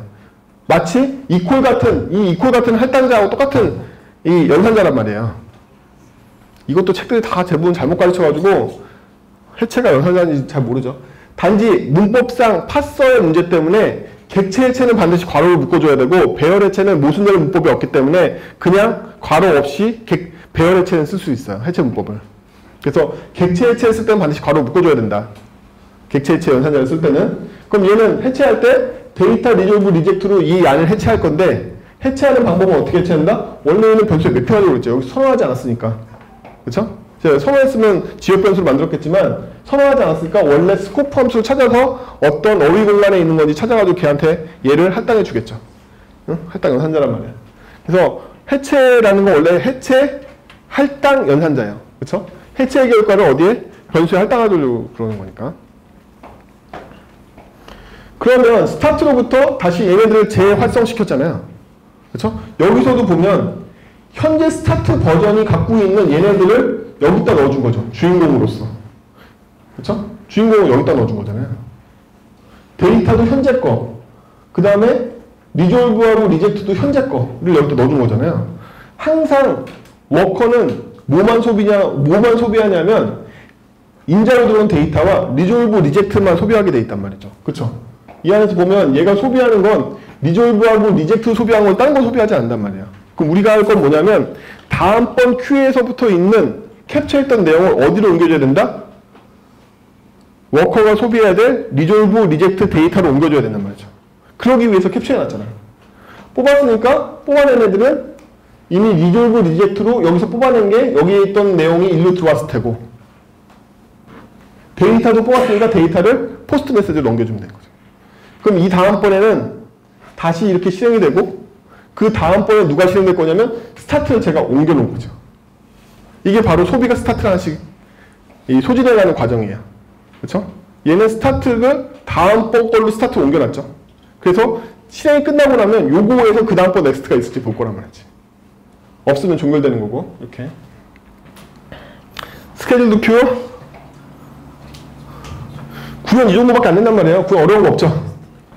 이게 링크드 리스트 구조이기 때문에 제가 저번 시간에 말했지만 링크드 리스트가 훨씬 더 좋다고 했죠. 이걸 배열로 큐를 만드는 것보다 링크드 리스트가 훨씬 좋은 거야. 셀프 디스크립션이라고 하는데 자가 완결성을 갖고 있기 때문에 훨씬 더 좋은 구조란 말이야. 그쵸? 알 리가 없다고? 그래. 제가 그림으로 설명하려고 일부러 도예를 갖고 왔지. 자, 스타트 시점에 최초로 이 함수에다가 데이터를 보내서 보냈으면 어떻게 될지 봅시다. 그러면 V값을 만들어서 이 V값인데 V값에 데이터 리졸브 리젝트는 잠깐 잊어버리고요. 얘네들을 넥스트가 넣은 애를 볼 수 있겠죠. 이렇게 만들어진 이 V값을 넥스트가 없는 애를 볼 수 있을 거 아니에요. 첫 번째 얘가 콜 되면 이런 애가 똑같은 이 하얀 박스 애가 두 개가 만들어진 게 아니라 이 똑같은 놈을 스타트 엔드가 다 똑같이 바라보고 있을 거란 말이에요. 이것 때문에. 그쵸? 지금 이게 이 상태입니다.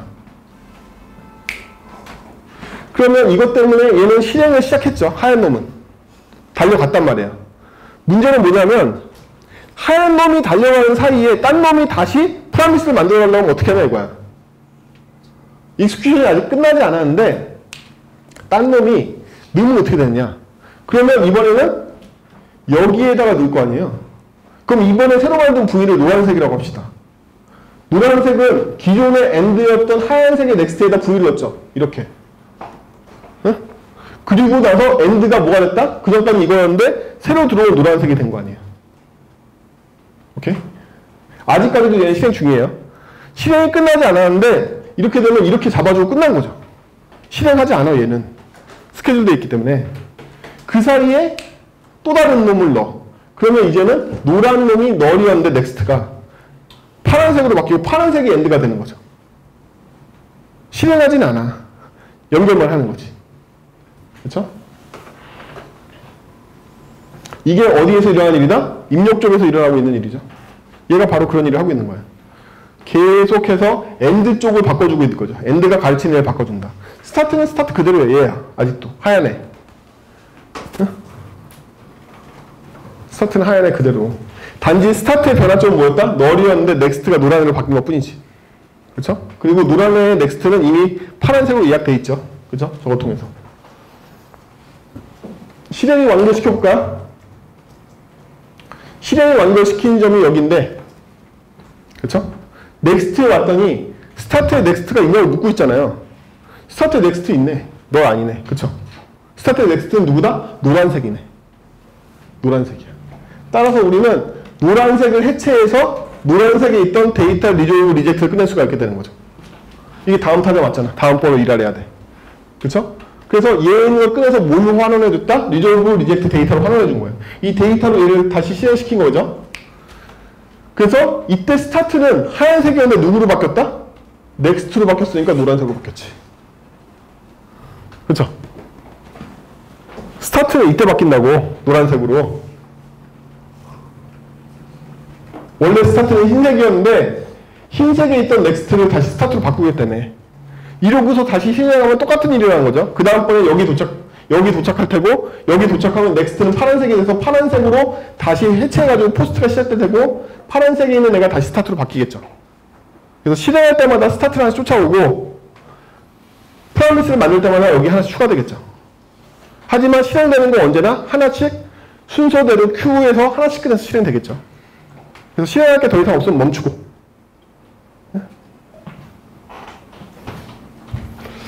제가 짠 코드에 일부러 제가 버그 하나를 남겨놨어요. 응? 나중에 찾아가지고 하나 패치하세요. 진짜? 일부러 버그 하나를 남겨놨어. 이게 해보면 처음엔 잘 된 것 같지만 여러 번 쉬었다 뭐 했다 이렇게 여러 가지 스케줄링이 하면 안 되게 되는 요소가 하나 있는데 하나 숨겨놨으니까 찾아보세요. 그러면 이제는 이렇게 해도 이러면 얘는 바로바로 리턴하니까 그냥 바로 10개가 쉐어드 오브젝트를 쓰려고 달려들겠죠? 그쵸? 하지만 이렇게 해도 어떻게 된다? 스케줄드 큐 때문에 브라이트니스가 실행되고 천천히 순서대로 실행되겠죠. 외부 인터페이스는 그냥 빠져나와 있지만 내부에 스케줄드가 되기 때문에 하나에서부터 태어난 브라이트니스를 여러 번 호출하는 걸로는 스레드 경합이 일어나지 않는다는 거예요. 순차 실행이 되고. 하지만 브라이트니스와 그레이 스케일을 섞었으면 걔네들은 다른 스코프를 갖고 있기 때문에 다시 쉐어드 오브젝트하고 경쟁을 하겠죠. 그쵸? 지금 이거는 하나의 워커 프라미스를 만들었을 때의 큐인 거잖아요. 큐의 범위가 워커 프라미스를 한 번 호출했을 때 만들어지는 큐란 말이에요. 그래서 브라이트니스는 몇 번이라도 호출해도 다 큐가 잡히겠지만 브라이트니스와 그레이 스케일은 다른 애가 만들어질 거란 말이야. 이 큐가. 그럼 제가 그레이 스케일, 브라이트니스 이렇게 호출하면 엉망이 될 거란 말이죠. 다시. 쉐어드 오브젝트에 대한 스레드 큐잉이 안 되니까. 그럼 이걸 더 확장하면 더 큰 큐, 모든 애가 다 공유에 대한 큐를 확장할 수 있겠죠? 그래서 이렇게 하면 엉망이 되기 때문에 얘네끼리 순서가 잘 지켜지지만 이게 엉망이 되기 때문에 이것까지 커버하려면 이렇게 바꿔주면 되죠. 어떻게 바꿨다? 시리얼 워커 프라미스 같은 경우에는 F 함수 이 부분은 똑같이 생겼죠? 이 부분은 아까 그 함수예요. 근데 이 함수는 Q 부분이 다 위로 올라가 버렸죠. 그렇죠? 그렇게 안 보여? Q 부분이 다 올라갔잖아. 이제 이 함수가 뭘 만들어내는 간에 이게 그레이 스케일이 됐든 혹은 브라이트니스가 됐든 간에 얘네들은 더 이상 이 안에 있는 Q를 쓰는 게 아니라 이 바깥에 있는 Q를 쓰고 있잖아. 리졸브, 리젝트, 스타트, 엔드. 넥스트 함수를 이 바깥 걸 쓰고 있기 때문에 이제는 이렇게 실행해도 얘가 먼저 시작했고 나머지 애들은 Q에 쌓일 거란 말이죠. 넥스트 Q에. 이 안에서 똑같이 일하는 것 같지만 엔드나 스타트가 어디에 있기 때문에 스코프 바깥에 있기 때문에 이게 어떤 함수가 됐든 다 이 스코프에 있는 리졸브, 리젝트, 스타트, 엔드를 쓸 거 아니에요. 그렇죠? 그래서 이제는 이렇게 불러도 얘가 실행되고 얘가 차근차근 실행될 거를 확신할 수 있다는 거지.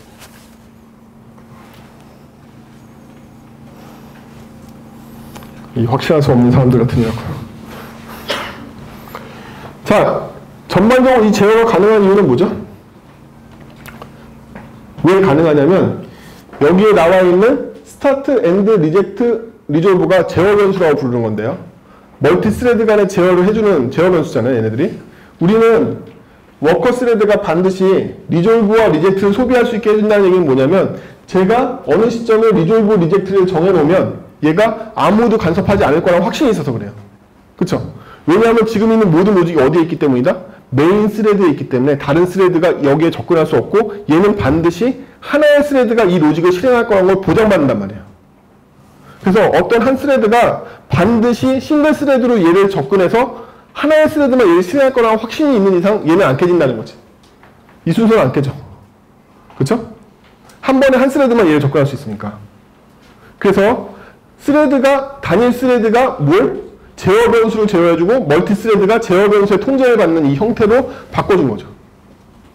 그래서 얘는 싱크로나이즈 블록은 없지만 제어 변수 자체가 싱크로나이즈 블록에 있는 거나 마찬가지란 말이야. 왜? 이게 메인 UI 스레드에서 처리되기 때문에 메인 UI 스레드는 싱크로나이즈를 하지 않아도 무조건 하나의 단일 스레드인 메인 스레드만 얘를 쓸 수 있기 때문이지. 그래서 이 안에 있는 변수들의 유일성이나 순서를 보장받기 때문에 얘가 스케줄링을 하고 나머지 백그라운드 스레드는 이 스케줄링 되어 있는 변수의 통제를 받는 걸 바꿨기 때문에 별도의 싱크로나이즈나 아토믹스가 필요하지 않는 구조로 이 베타 제어라는 게 있어요. 베타 제어를 하고 있는 거야. 그래서 메인 스레드가 싱글 스레드라는 점을 이용해서 베타 제어 시스템을 메인 스레드에 구축하고 구축되어 있는 스케줄드 큐라는 베타 제어 시스템의 순서에 맞춰서 누가 멀티 스레드 애들이 차근차근 실행되도록 바꿔놓은 거죠. 그렇죠? 이게 최초에 실행하는 것도 얘가 실행하지만 그 이후에 순차 실행하는 권한은 다 얘가 갖고 있잖아요. 포스트에 대해서. 그렇죠? 외부에서 이거 실행할 수 없단 말이에요. 이 워커를. 이 실행 권한을 누가 갖고 있다? 메인 스레드에 있는 베타 제어기가 갖고 있단 말이에요. 메인 스레드는 절대적으로 메인 UI 스레드가 하나밖에 없기 때문에 얘를 여러 스레드가 건드려 가지고 내가 리졸브 리젝트를 세팅한 이후에 포스트 메시지 사이에 이 온 메시지의 리졸브 리젝트가 바뀔 가능성이 제로란 말이야. 왜? 이 로직은 메인 UI 스레드 하나만 건드리기 때문에. 그래서 베타 제어를 할 수 있게 되는 거예요.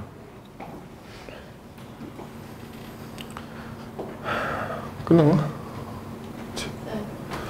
볼까? 브라우저나?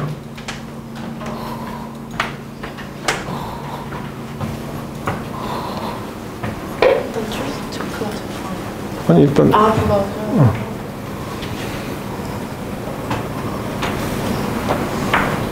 리프레시 해봐. 굉장히 큰 이미지죠. 굉장히 큰 칼라 이미지입니다. 굉장히 큰 칼라 이미지인데 얼마 정도 되더라? 3000 곱하기 2000 정도 되나? 뭐 그런 큰 이미지인데 이 이미지가 원래 칼라 이미지예요.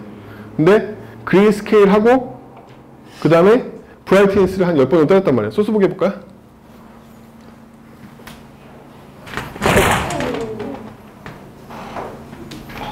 위에 있지 않냐? 맨 위에. 아니 그거 말고 크롬 자체에 있어. 크롬가 봐. 기타 파일 수정 보기? 뭐 그런 데 없어. 파일 수정 보기 더 위에 메뉴에 수정이나 보고해.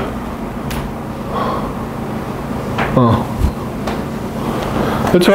워커 프로미스인데 아까 짰던 워커 프로미스가 나오는 거고 내려가 보면 시리얼 워커 프로미스가 나오죠. 시리얼 워커 프로미스를 보면 스코프 랭어가 안에 리졸브 리젝트 스타트 엔드가 있고 실제로 리턴되게 되는 이 함수는 쟤네들 이용하고 있는 이 함수가 나오는 거고 더 내려가서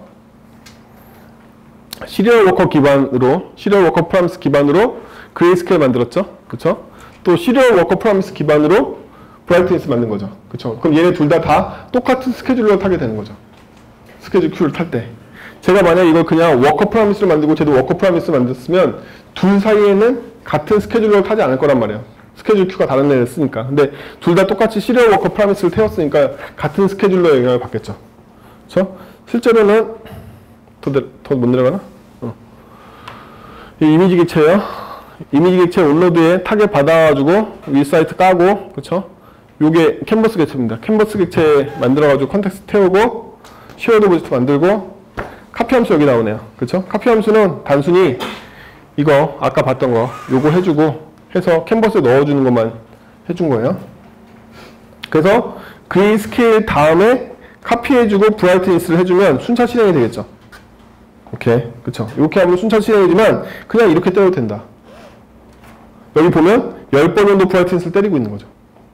그래서 요 두 개를 순차로 했든 병렬로 했든 상관없이 이거 다음에 얘네들이 예약되겠죠. 순서를 보면 얘 다음에는 댄이 일어나는 게 아니라 동기성으로 바로 밑으로 내려올 거 아니에요.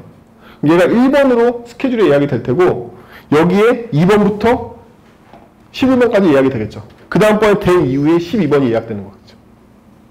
그렇죠?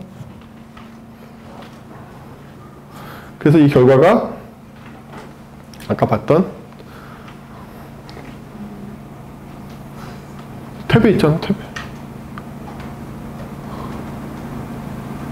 아니 본창 어디였어?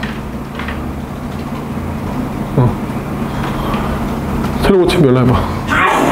그쵸? 이렇게 빨라. 개발자 도구 열어봐. 그쵸? 칼라는 거 보였어요? 칼라 보이시죠? 너무 빨라는 거야. 개발자 도구 열어봐. 아니 개발자 도구. 아까 거기 가보면 보기인가에 가보면 개발자 도구. 퍼포먼스로 가자. 레코드 때려. 새로 고침해. 새로 고침해. 스탑. 뭐 어떻게 좀 잘 보이게 해봐. 크기 좀 줄여봐. 이제. 어디? 이거. 개발자 도구 자체 크기 좀 줄여봐. 휠로 안 주냐? 그렇대. 더 줄여봐. 오케이.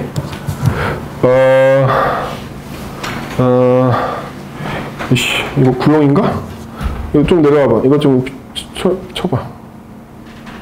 이거 썸머리 부분을 좀 내려봐. 이거 전체를 좀 내려봐. 여기 프레임 더 확장해봐.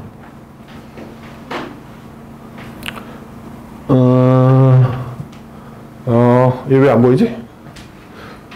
9버전인가? 여기 와봐. 그걸로 보여? 이거 눌러봐. 이거 눌러봐. 모툴.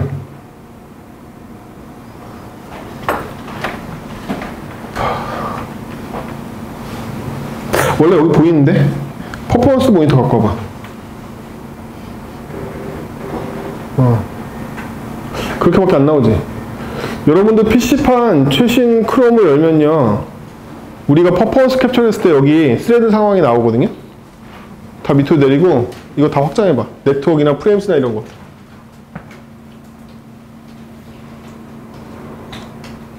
그렇게밖에 안 나오네. 다 확장해봐. 내려가봐. 나왔다. 맥은 그쪽에 있구나. 이거 밑으로 더 못 올리나? 여기 보시면 워커가 3개 있는 거 보이세요? 그쵸? 이 멀티 스레드 워커가 여기에서 동시에 스레드 워커가 같이 작동하는 시점인 거거든요. 잘 안 보인다. 브라우저에서 확인하세요. 싸가지고. 그래서 여기 보면 스레드가 메인 스레드 외에 워커가 3개까지 띄워진 걸 볼 수가 있죠. 그쵸? 이 동시에 이 스레드가 진행된 거란 말이에요. 그럼 이 스레드가 무슨 작동을 했는지 여기 보면 제가 보낸 블랍 URL이 보이시죠? 이거 실행한 거야. 백그라운드로 해서. 근데 스레드가 왜 3개까지밖에 안 늘어나지? 내가 스케줄링을 했으니까. 스케줄링을 했기 때문에 무한히 늘어나는 게 아니라 제가 스케줄링한 거 사이에 돌게 돼 있단 말이죠. 무한히 늘어나지 않고. 그치? 그러면 왜 3개나 늘어나? 2개만 있어야지. 기동할 때 앞에 있는 걸 종료시키지 못했기 때문에 살아있는 기간이 있단 말이지. 우리가 종료한다고 백그라운드에 있는 워커가 바로 종료되지 않는단 말이야. 동시에 있는 기간이 있단 말이지. 그래서 3개까지 늘어났다가 나중에 다 줄어들고 없어지는 거야. 나중에 요거 마지막 것만 계속 돌고 있겠지. 그렇죠? 네, 현실이란 말이야. 현실. 맞죠? 오늘 해보니까 워커 스레드를 쓰는 게 힘든 일이 아니고 코드상에 녹아드는 것도 되게 자연스럽죠? 쓰셔야 됩니다. 성능이 이 정도야. 이거 이미지 엄청 크단 말이야. 그쵸? 이미지 정도 나오나? 네트워크에? 네트워크 봐봐. 이거 6MPNG 눌러봐.